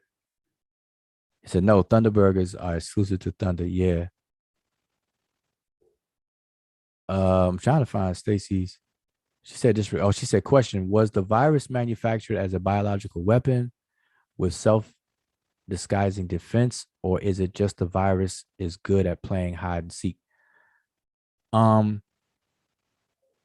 Well, the evidence is not saying that it was man-made, but here's the thing, and this I had conversations about this. If let's just say the virus was created as a biological weapon, think about it. Would the people who developed this hypothetical biological weapon, and I want y'all to follow this logic, if it was a biological weapon, would the people who developed this biological weapon, wouldn't they already know that they have to contend with the human immune system? They have to factor that in. In other words, why would they create a biological weapon if the human immune system can already just simply defend against it? And mind you, I'm putting this out there, laying this out there for people who are conspiracy parrots and anti-vaxxers, because it's inconsistent logic. Because obviously, if this was, I'm only speaking hypothetically, if this was a biological weapon, those people considered the human immune system and factored that in. So they're going to design something that's going to avoid the natural human immune system. But yet these anti-vaxxers and people who are saying that it's man-made and manufactured as a bioweapon, they're still saying, don't get the vaccine. So they don't know that in what they're saying, they're setting themselves up to be the target of that bioweapon. which is to me retarded. So, but to answer your question, there's no evidence. Evidence haven't been presented to say that it was man-made as a bio weapon. All right, and plus, that's really irrelevant at this point because the variants that exist right now is what we're dealing with, especially the Delta variant. All right, and if we hypothetically say that was true, the vaccines were the antidote for it, so to speak, the defense mechanism against that weapon. Remember, weapons you can attack with a weapon and you can defend against a weapon. Like for example, the what do they call those missile defenses, where they actually shoot missiles out of the sky, or when a plane is in a plane fight and they shoot missiles at a plane. When they get locked on target, the plane can do evasive maneuvers and shoot out these starbursts to where the missiles will blow up in the starburst and not hit the plane. Those are defenses. So even if it was a weapon, where's the defense mechanism? Guess what? It's the vaccines. So it's crazy for people to believe that it's a weapon, but then be against the defense of it. That's crazy. That is crazy. Oh, Thunder probably gave the thumb down because I wasn't fast enough on the cheeseburger. Let me put that back up on the screen. Maybe they'll delete their dislike. Nah, but just for the record, because I don't people try to instigate and stuff like that. I don't know Thunder. Thunder doesn't know me. And I was poking fun at him. And I thought he was poking fun at me, but he said he was serious. But I'm still cool with that. So, to me, it's all good. And everything I say, I definitely, Unc is right. Like, honestly, Unc knows me more than the rest of the people on the panel. I have no problem. I mean what I say what I mean. And if I'm joking, people know I'm joking. If it's jokes, but I have no problem saying stuff to people because I don't get down like that. At all. Yep. Say everything I say. I mean, no difference. I'm WYSIWYG, which stands for what you see is what you get. So how I talk right now, how I talk, how I whatever, that's what you're gonna get in person. Everybody knows me knows it. That's why that's why Unc found it real funny. Because I just choose not to do too much joking because we really don't have time, y'all. We are behind on a lot of things. We are behind on information. We got a lot of pseudo stuff everywhere. It's crazy. It's crazy. And I just feel like we're way behind. So I just don't take time out to do too much of the jokey jokes. But I mean, I don't knock people for doing it because you gotta have laughter. You gotta be able to laugh at things and stuff like that.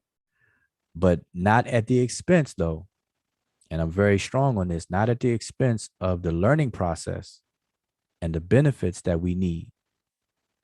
Playtime comes after handling business. And I am a business handling person. Then I play. I'm an advocate of playing only when business is taken care of. Yep. Ask my daughters. Yep. So anyway, anybody else? I mean, anybody else on the panel? But whoever's awake. I'm awake. I mean, yeah, I'm not in stitches, but because man, on the other channel I was in stitches. But no, that was good. I mean, I wish you actually the conversation would have gone on like that on the channel, but I know that was kind of like an impromptu thing because it was more of a talk on symbology that kind of went left after that. But yeah, yeah, that kind of went left. I don't know. The last couple of days actually have gone left. So, but yeah, you're right. I mean, there's like this is a serious matter, and in regard, so can't just it's okay to have jokes, but then gotta rewind back and then bring the seriousness in it, and yeah. So, but it was good how you kind of broke it down over here. We gotta take this seriously. At the end of the day, COVID, this is some serious stuff. And different countries, I've just noticed that different countries have been able to handle it differently. And I think people just mostly comes down to the attitude and the idea people have about this. So we got to take it seriously because yeah, it affects, a lot of things, not just the person's health, but just everything around is at a standstill and all that stuff. So it's something that people just need to take seriously. And when you have these discussions, they need to be serious at the end of the day.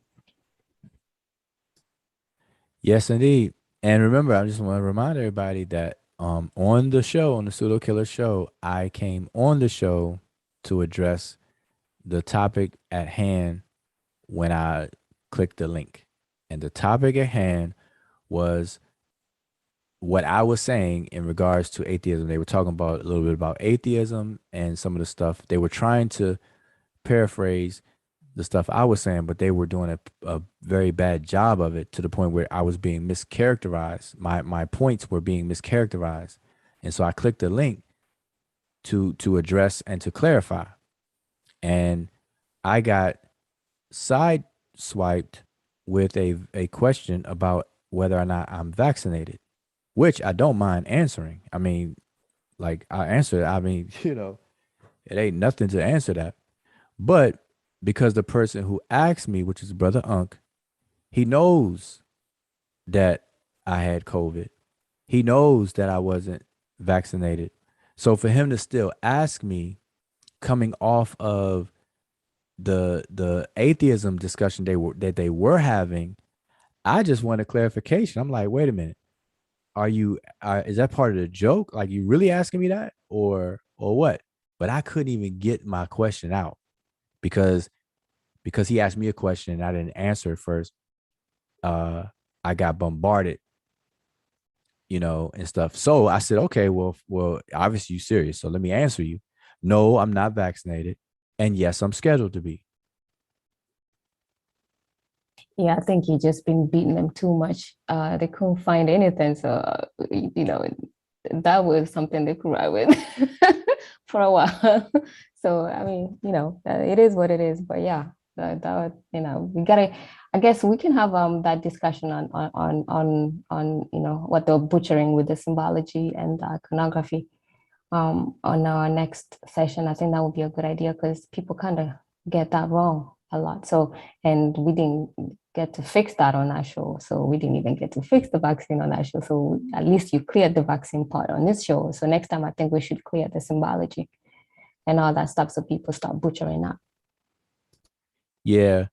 So anyway, that was my intent, was to address that, what you just said, the idea of figurativeness and stuff. And I think that's the downfall of atheism. And I say this all the time, and I'm totally unapologetic about it. I think the new age brand of atheism that's being practiced is very limiting and restrictive, because I noticed that people who subscribe to that stance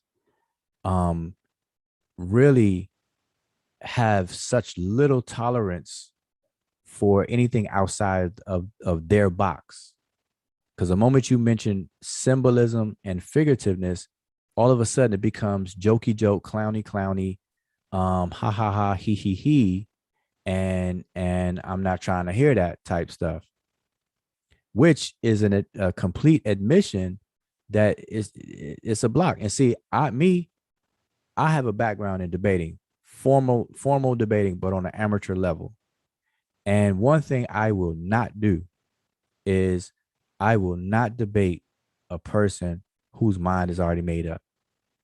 That's retarded. You never do that.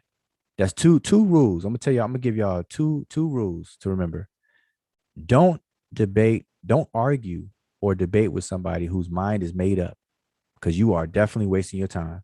And number two, never acquiesce to a faulty premise, because if you do, you will always be led to a faulty conclusion.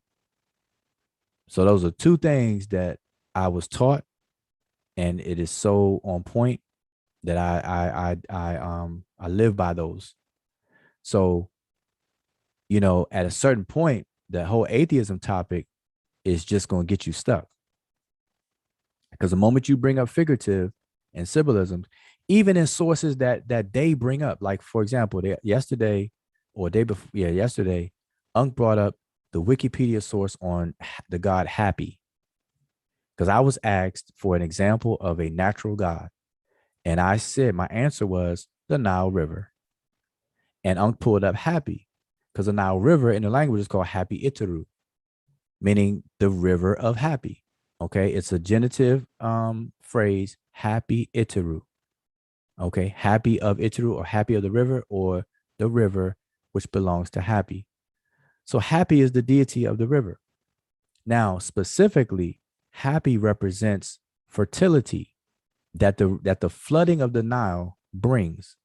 So together, the fertility result and the phenomenon of the inundation, which is the flooding, is all tied to Happy symbolically. And the source that Unc brought up said so. It literally says Happy symbolized fertility. And the inundation, or the coming of the flood, was occasionally said to be the arrival of Happy. So to me, and I think everybody who went through K through 12 school, they understand that Happy is not the river itself or what have you, but Happy symbolizes something about the river, the fertility that comes from its flooding. It's symbolic. That right there ends the conversation. So there are natural gods that become figurative. And that's what I'm saying. I wrote that in the chat. Figurative expressions, or figurative language, or figurative expressions, is the kryptonite of atheists. Because they can't digest it, they can't handle it. And I'm gonna start saying this, and you know, I'm saying it now, that you know how you're lactose intolerant? Atheists are figurative language intolerant. They just will not get it. And the you know, the attitude towards it, it shows itself. Because listen, go back to the channel. Don't take my word for it. Go back to the channel and listen to the conversation prior to me coming on tonight, and listen to the other shows on the channel. Support the channel, subscribe to the channel, support Unc's business, Abjuware, and the whole nine.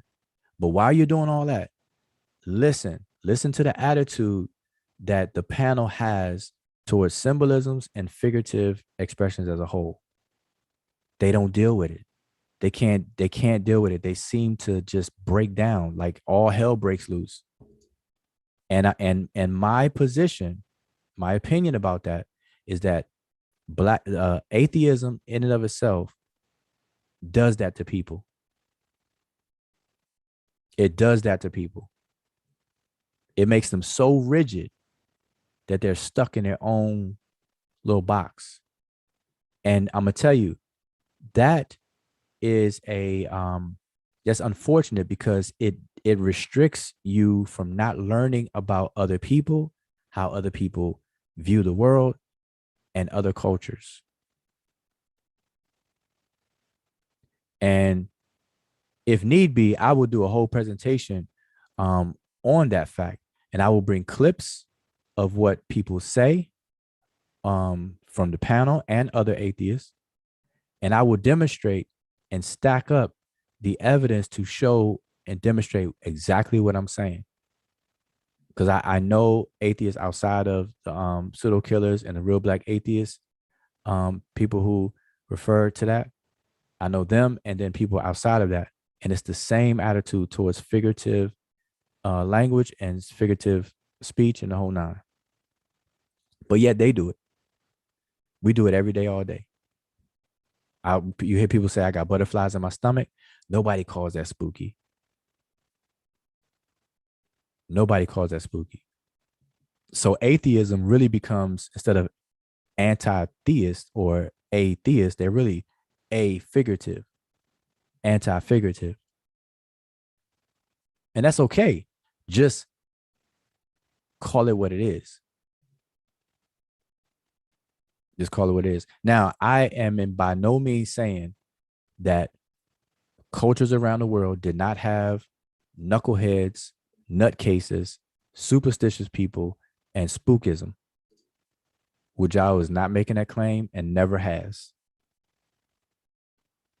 But what I am saying is that people who don't put in time to study these things are making their minds up from the small little box that they've created for themselves. That's it. You're not going to tell me that happy is spooky or whatever the case is when it's a symbol. This is symbology 101. A is a symbol for B. That means A is not B. It's a stand-in for B. And once you take a list of symbols and create a story around it, it becomes a myth. And you elaborate and develop it, it becomes, a full-fledged on myth, mythos, or whatever your case it is. That's it. So you all need to start getting, and I'm just suggesting this, you all equip yourselves with what figurative language is or figurative expressions are and how they're used by different cultures. And one thing I wanted to address with Unc, and I'll bring this up again, I didn't get a chance to, which is what I was going to be, when I clicked the link, what I wanted to address is that Unc brought up a point that in ancient Egypt, that a lot of the population didn't know how to read. And now he never fully completed his point. But from what he did say, what I got out of it is that Unc is saying that the symbolism and figurativeness only applies for people who could read the text to even read about the symbolism and figurative. But what about the rest of the population of the Egyptians who did not know how to read? And so, like I said, Unc did not fully get his whole point out about that, because he railroaded himself to ask me about being vaccinated. But I'm just going to address it now, and I'll address it again in his presence. But what he's not thinking about, which is crazy to me, is that figurative language is not does not rely on writing. And so Unc must be unaware of the technology that we now call figurative expressions, how it was developed way before writing was even thought of. Figurative expressions was created as a technology to store information and pass it on from generation to generation, way before writing. So figurative language is not a product of writing. Figurative expressions is not a product of writing. That's the mistake that Unc was making in what he did say. I'm not going to pretend to know what he was going to say after that, but in what he did say, figurative expressions is not a product of writing.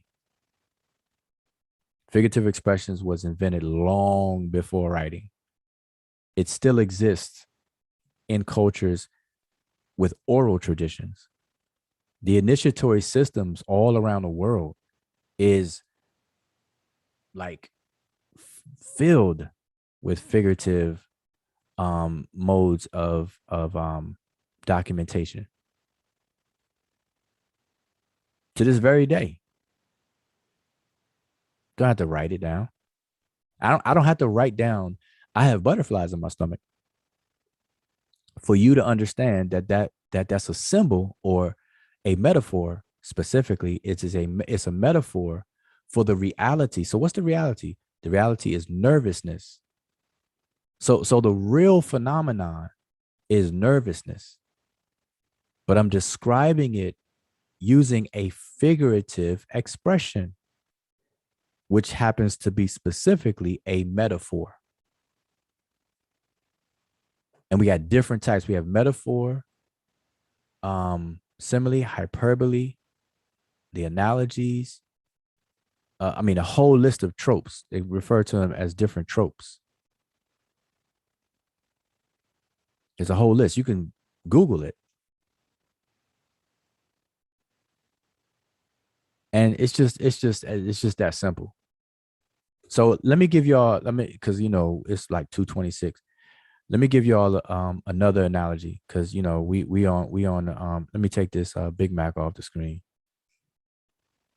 All right, so Thunder, if you listening now, or if you listen to this archive, once again,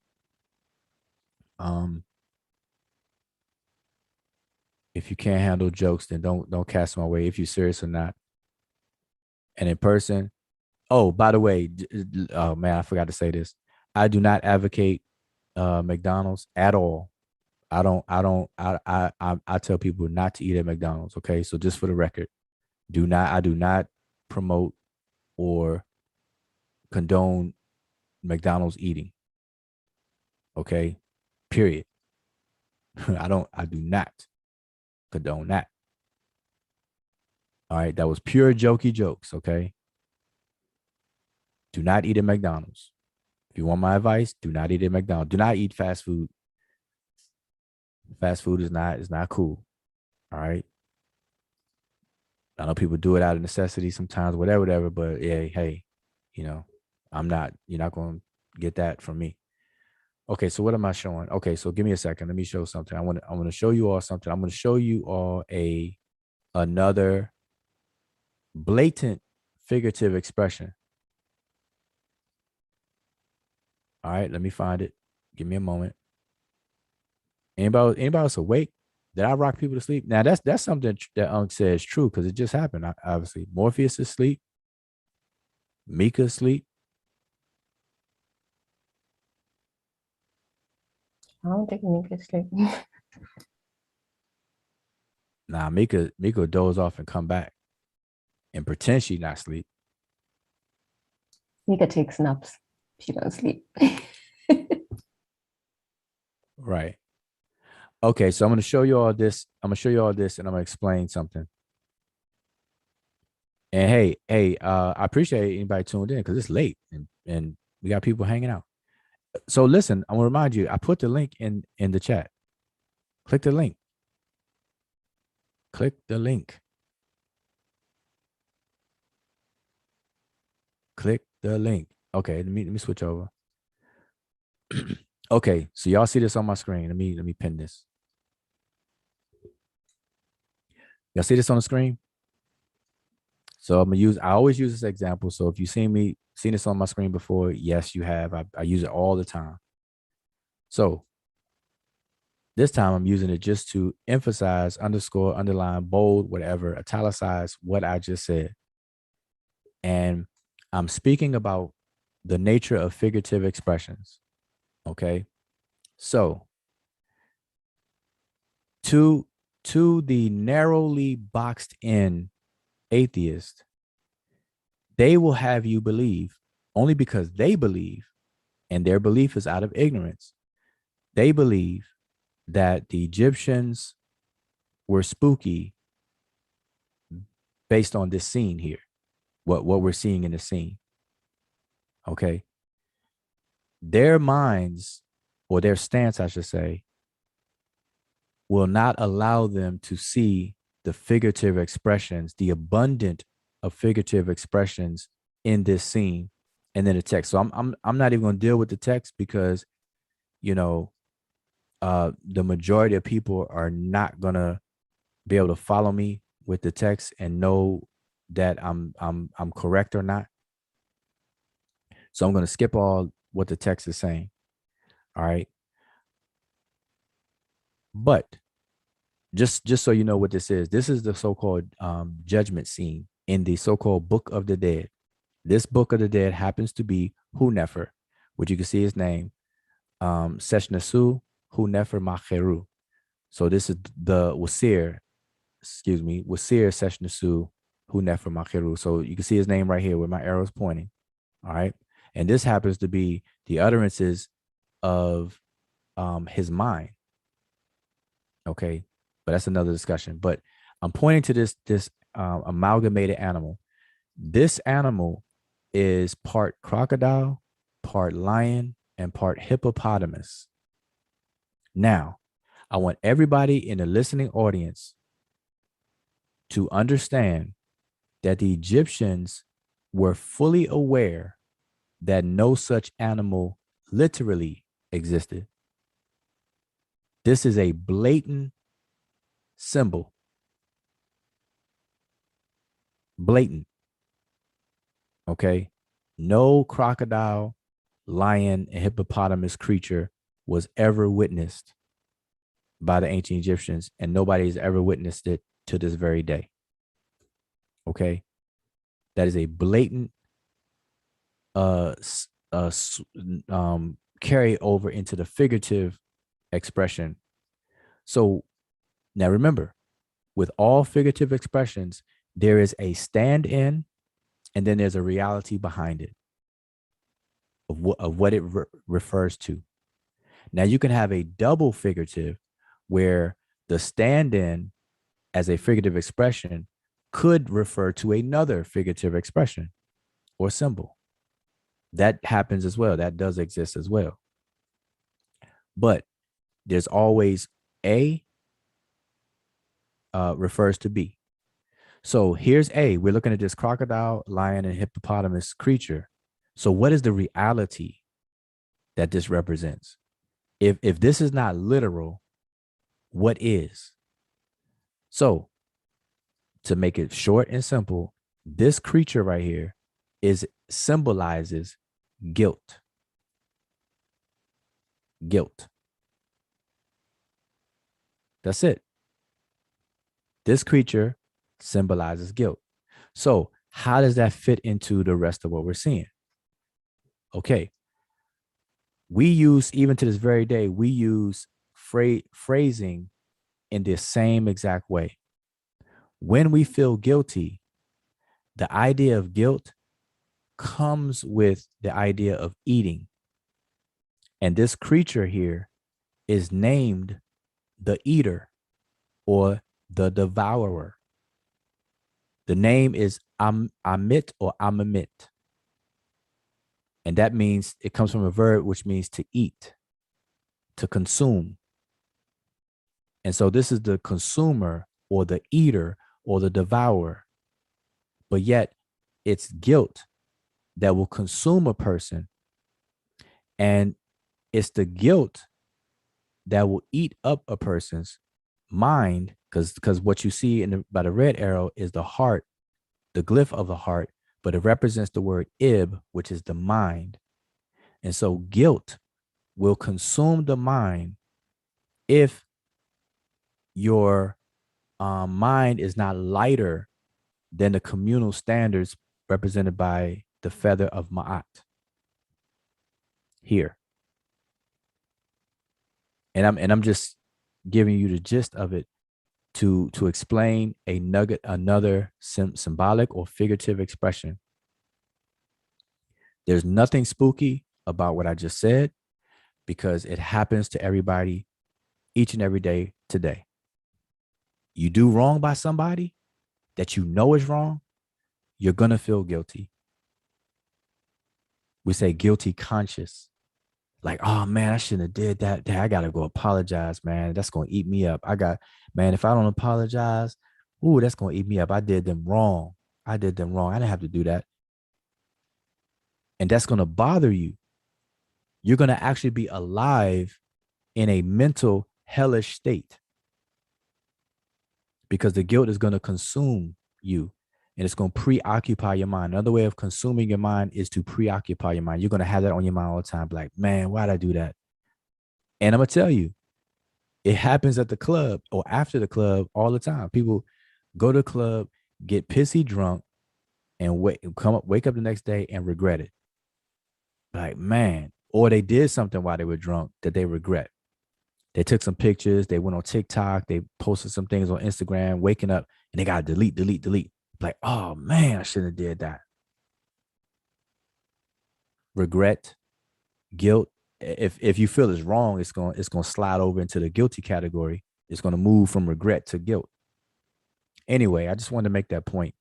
Another point of how figurative expressions work, and show you another one outside of the happy example of blatant figurative expressions. Let me show you this one. This is from the book of the Dead again, but this one's of Annie. This is a popular one, and it's only a crop portion of it. But even on this book, in this particular book, you see the heart, you see the feather, and you see this standing figure here. You see this figure here. You see this figure here standing on the building, and you see these two female figures here. Now this is cropped, so I can't show you the glyphs for who these people are or what this is saying. But this one, you can see it. This is Shai. This figure here represents destiny, fortune, destiny and fortune. This here is a headed birthing brick representing birth, mescanet, birth. So the time interval from birth and showing forth your destiny is wrapped up in other things that are cropped out, which I have to skip because it's not in this image, is connected to the daily evaluation of your mind. And by the way, this is Retinue Net, and the other one. These are birthing goddesses. These are goddesses that deal with birth and deal with molding and nursing or shaping your identity. The word Ren means name, translated as name. It means your identity. So as a baby, you get molded, you get trained, you get domesticated by your parents and whatever the case is. And as that unfolds, it becomes your fortune or your destiny. And so all of this stuff is measured against the standard, what people call the laws of Ma'at. But this is your mind that's being weighed. Your mind is being discerned and judged. But anyway, I just wanted to kind of show you all that a bit. These two books of the dead. And if I were to pan out some, it's cropped off, but you'll see the Amamit. I believe she's over here in this one to the right. All right. And also in this frame, in this same Book of the Dead, you'll see Wasir, Aset Nebet Hut, and you'll see the deceased. This is a deceased person here. Now, hold up. Let me go back. All right. If we want to talk about blatant figurative expressions, one, this should be blatant right here. This crocodile, lion, and hippopotamus creature. But if that's not good enough for you, then this man right here and this man right here is the same person. Which in written expression is telling you that what you're seeing is not to be taken literally. Like Hunefer, this is Hunefer, by the way. Hunefer is not in the scene twice. Like this is not two Hunefers. This is Hunefer. This is Hunefer up here, and this is Hunefer over here. So there's a lot more to this than what people think. And being atheist is not going to allow that kind of understanding to even begin. because everything is about rigid, what do you call it? Rigid, you know, I gotta see it type of things. Knowing good and well, love is not seen, anger is not seen, and whatnot. These are abstracts, these are conceptualizations we have. Love, anger, happiness. Has science measured? Can we take happiness in a lab? Now, somebody will say, well, we could hook the brain up and and do readings, and when somebody's happy, it'll give some kind of qualitative or quantitative outcome, and this, that, and the third.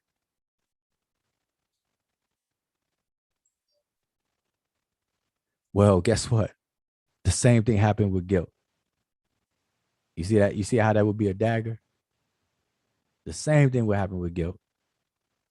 Is that why when somebody's lying, like you take a lie detector test, you see like a different kind of reaction? Because the guilt probably making somebody react slightly different, and that can be measured. Man, you took that. That's a beautiful thing. I'm glad you said it, not me, because um I was gonna say I was gonna move from guilt to a lie detector test, because the instruments of a lie detector test, that test for your breathing, your pulse, and all the stuff that hook it to your fingers and your chest and whatnot. These are um detectable means of somebody feeling guilt, because what we call a lie, especially in a lie detector test, it comes out in a the consequence of it that could be detected is in the area of guilt. You know, it's very similar. So anyway, so I don't even know what. So anyway, it's 2:42, y'all, and we got some people watching. Yeah, it's good.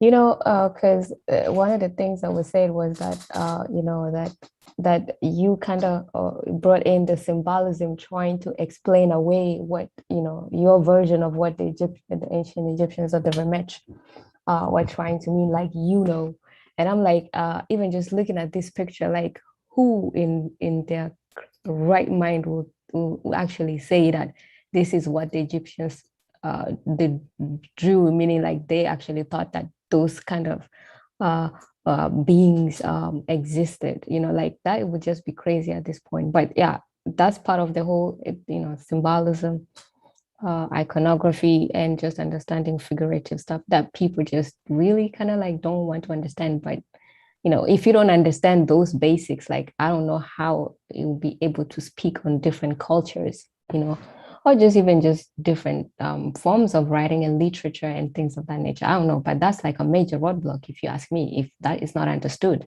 I don't know how people communicate. Right.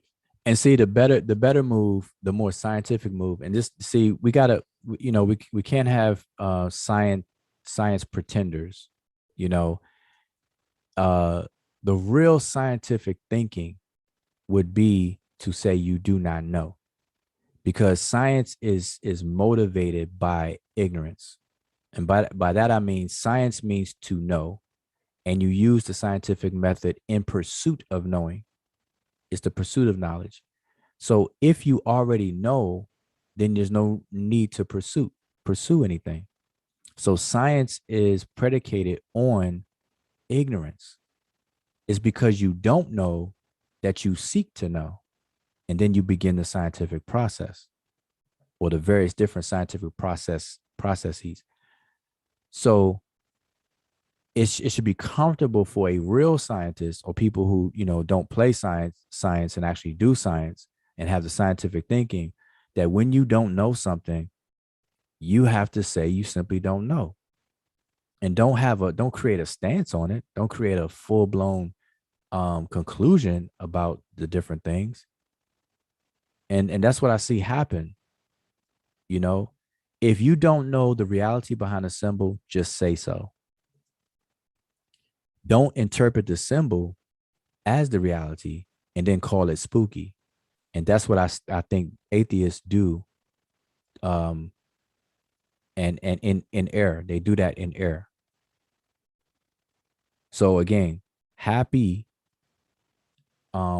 which was the example given, is a natural God. Happy is a Netcher. Happy is a God. But these gods have realities behind them. They're not literal.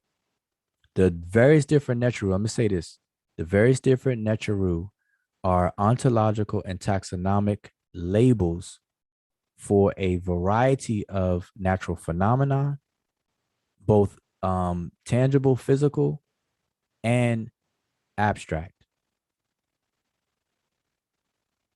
That's it. They're not real human beings. They're not sentient human beings with flesh and blood. They didn't come to Earth from another planet and then left somewhere. None of that.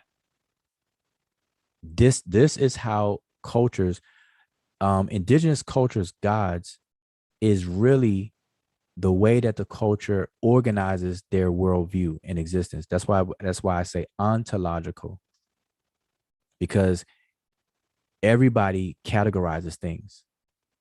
And at the labeling of these categories to organize and structure it, you have to give labels. And these deities or gods and goddesses are the labels that govern these categories. For example, I always use Heru, Horus, the falcon god. Heru. He is the deity, among many other things, just to name a few. He is the deity that governs kingship, the institution of kingship, and everything that it takes to be a king, which is the ability to make the right choices, exercising the will, the ability to coordinate, the ability to manage, the ability to administrate, the ability to defend, and so on. Those are all the different things that fall up under Heru. So Heru is a figurative symbol for those things I mentioned, and more, though. I'm just mentioning a few. So that is not spooky, because everything I said is real. Managerialism, being a coordinator, being a boss, being an employer, being able to order people in different components to work together for the whole. All those are necessary skill sets for somebody to run something, such as a king, a president, a boss, a business owner. That's Heru. And to worship Heru is to cultivate those skill sets in you. Period. Nothing spooky. Now, if you want to believe that the Egyptians believed that a human being had a falcon head for real and walked around and did this, that, and the third, then just pack your lunch and get on the short bus and go ride to that kind of school. That's exactly what will be happening. And that's just it. That's what I've said. Did happy come from happy? Nah. No. I know that's a joke though. But anything else though? Anybody else listen? The link is still here. And let me see if did anybody else come in here? Nope. Everybody else in here sleep. Just me and Emmy Cat right now. Sleep is for the week. Sleep is for the week. So, Carmel Queen, what you got? Zane, what you got? James Powell, what you got? What you got? Yeah, while they're thinking, I'm just gonna say, like, I don't know about anybody else, but I like, and it's not just this channel, but I it's really nice to kind of like get to hear discussion without all the screaming and all that noises and all that. Like so I just wanted to say do well for that. So that's pretty good because I feel like we've been running a marathon. trying to catch up. But yeah, I appreciate this. It's good to have this kind of discussions in this kind of pace. Yep. Anybody else on the chat? Cause I done ran the course now. Now I could talk forever, but I'll be rocking people to sleep like Unc said. Oh yeah, and subscribe to the channel. And we have our shows now on Tuesdays and Thursdays. We go through different stuff. Panel is always welcome. Anybody's open for everybody, and we kind of go through different topics. And yeah, so subscribe if you haven't already, and hit that notification bell so you'll know, when we are on. Because I think mostly nowadays we just on kind of on different days as well. So yeah, hit that notification bell and dua for everybody watching. Yep. I appreciate the everybody hanging out and tuning in. Definitely subscribe and hit the notification because Emika said we have a show on Tuesday and Thursday, but as you can see, just go in the archives right now. You see we'll pop up on you. We'll just pop up as everybody in New York say, we'll pop up and be like, I'm outside. Say we'll pop up outside in a minute. Or we'll pull up. As other people say, we'll pull up. So yeah. Make sure you hit that notification because yeah. But that should have. Let me tell you where the word happy comes from. Actually, I'm just gonna tell you. First, and I know you were joking, but since you brought it up, this is something I always do anyway. So the word happy, HPPY, it is I'm just giving a historical timeline for the word. It is from old and middle. It is an old and middle English word. And what was in modern English has become silly. All right. So remember, happy and silly used to be the old meaning. This began to change its meaning around the 15th century, and obviously an opportunity began to open up for an adjective expressing contentment as opposed to positive joy, denoted then by glad, fain, and joyful. The gap was partly filled by a weakening in the meaning of glad, but waiting in the wings was the word happy, a derivative of the noun hap, which means chance or luck. And it's the source of happen. When something happens, they were saying, okay, it happens by chance or by luck. Which when it was coined in the 14th century meant lucky, fortunate, prosperous. The main modern sense, meaning highly pleased or contented, developed in the early 16th century. So now you get the history. So what it means now wasn't quite what it meant in the past. All right. So happy, go lucky, joy, glad. Now we see how all those things come into play. Even the word gay. The word gay originally it meant happy. Gay, gay. Originally meant happy. But anyway. Anything else? Anybody else have anything? And Bianchi, are you still teaching the Sesh? Yes. Definitely. So no questions. Everything is clear outside. Clear as outside. All right, cool. All right. So listen, y'all, it's almost 3:00. I might as well wind it down. So I really appreciate everybody tuned in, and tune into the Pseudo Killer show so you'll get the context of why I even had a Monday Madness after party in the first place. It was basically on vaccines, but I originally went over there to clarify figurative expressions and the God happy and all that good stuff, but that got derailed with a vaccine conversation, which I don't mind ever happening because vaccines and our medical knowledge of immunology or the immune system, epidemiology, which is public health, population health, and virology, which is dealing with viruses and things like that. It should always be discussed, especially while we're still in the middle of a pandemic. And that people have to understand that we are definitely still in the middle of a pandemic. It's not over. The Delta variant is wreaking havoc, and it's almost putting us back to square one because the stats are showing it.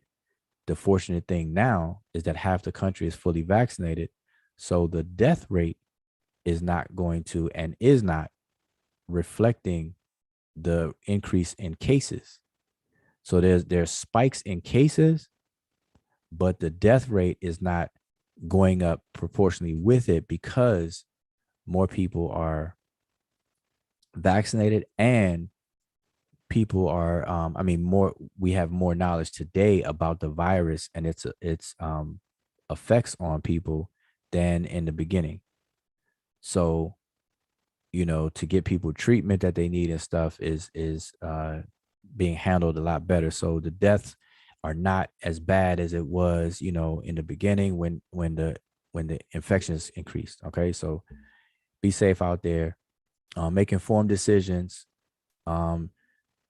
Listen, don't vaccine shame people or anti-vax shame people. Teach people. Let people have their own agency and make informed decisions.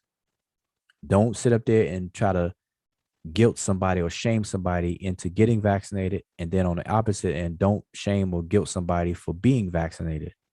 Just be the teacher, be the helping hand. That's what you can do. Because I'm going to tell you, the last thing you want to do is to tell somebody to be vaccinated if you're one of those people, and then that person has a fatal adverse reaction to the vaccine, which is possible. It's rare. Let me repeat that. It's rare. Repeat it again. It's rare. One more time. It's rare, but it can and has happened. Anaphylaxis reactions. They have myocarditis. I believe that's the term for the swelling of the area around the heart and stuff like that. These are rare things. And it happens with people, because they ask you, are you allergic to any medication? You're allergic to this, allergic to that. They ask you that for a reason, because there are people who happen to be allergic to things. And they may have adverse effects. You don't want to be a person to tell somebody to get vaccinated. They listen to you because they trust you and stuff. And then they be one of those people in the rare statistic. Trust me, you don't want to live with that. You do not want to live with that. And then flip, vice versa. You don't want to go around telling people, don't get vaccine. Don't trust the system. Don't trust the establishment. They're lying. It's all a hoax. It's just made for money and this, that, and the third. And then the person you told that to listen to you because they trust you. They don't get vaccinated. And then they end up catching COVID disease, hospitalized, and don't make it. Okay. So me, the brother Wujau, I know better than to do either or. I do what the professionals do. The ones who actually entertain these kinds of inquiries and stuff like that. The general idea out there is to become vaccinated. But don't jump out the window. Get informed. Know and understand why you're being vaccinated and why they're pushing to be vaccinated. Because that is the move. But know why you're doing it. All right. Just don't shame people for it. Or whatever case is. Just like religion, man. I know a lot of Christians. I don't go around and be like, oh man, forget Jesus. Jesus ain't real and stuff. Like, come on. Don't bring it up. Won't be none. Don't what they say? Won't be none something. Won't something. I forgot. Don't say something won't be none. Whatever, however they say. All right, Boom says, if Christians are atheists to Muslims and Muslims are atheists to Christians, then atheism is relative, making it universal is an error, pseudo. Exactly. But boom, and if you really look into that though, they don't describe each other as atheists like that though. They like Muslims will refer to them as infidels or the disbelievers. And stuff like that. And Christians have a word, you're a heathen if you don't believe in the Lord and stuff like that. They really don't use. I'm just saying, specifically, they don't like atheists. They don't describe the each other across like that as atheists like that. That wording doesn't really come into those kind of conversations with them. But essentially, if you deny the existence of their God, but interestingly, the Abrahamic characters and gods are all the same in the respective religions, beliefs. Moses is Musa, Moshe. Abraham or Abram, who became Abraham, is Ibrahim. Angel Michael becomes Mikael. Angel Gabriel becomes Jibrael. Jesus is Isa. Mary is Medium. Adam is Adam. Eve is Hawa or Hawa. And all that stuff. King David is Dawid. Solomon is Suleiman. Shalom is Salam. It just go on and on and on. Enoch is Idris in the Quran. All the same characters. El Elo or Elohim, Allahumma. Elohim, El La or Allah. Elo, Allah. What else? Allah Ta'ala, El Elyon. Who else? What else? The word angel, Malik. In Arabic, Malik. What else? It's the same. Same stories. I mean, not the same character, but the same stories. And what's interesting is Jesus, Isa ibn Maryam, or Ibn Maryam, is the most mentioned and talked about prophet in the Quran. His mother Mary has a whole section for her. It's crazy.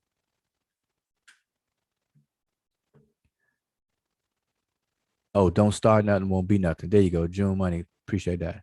I don't know why. This must be late. Don't start nothing, won't be nothing. All right. So I'm gonna say peace to everybody. Appreciate y'all tuned in and all that good stuff. Appreciate all any and all support. Make sure you subscribe, hit the bell. Yeah, we do have a super chat, by the way.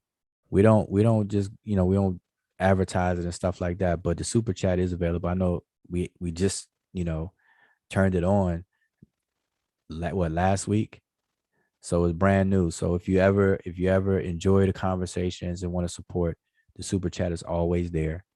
All right, keep that in mind. Appreciate it. So I'm gonna say Shemim Hotep, good interfere, which is go in peace and good night.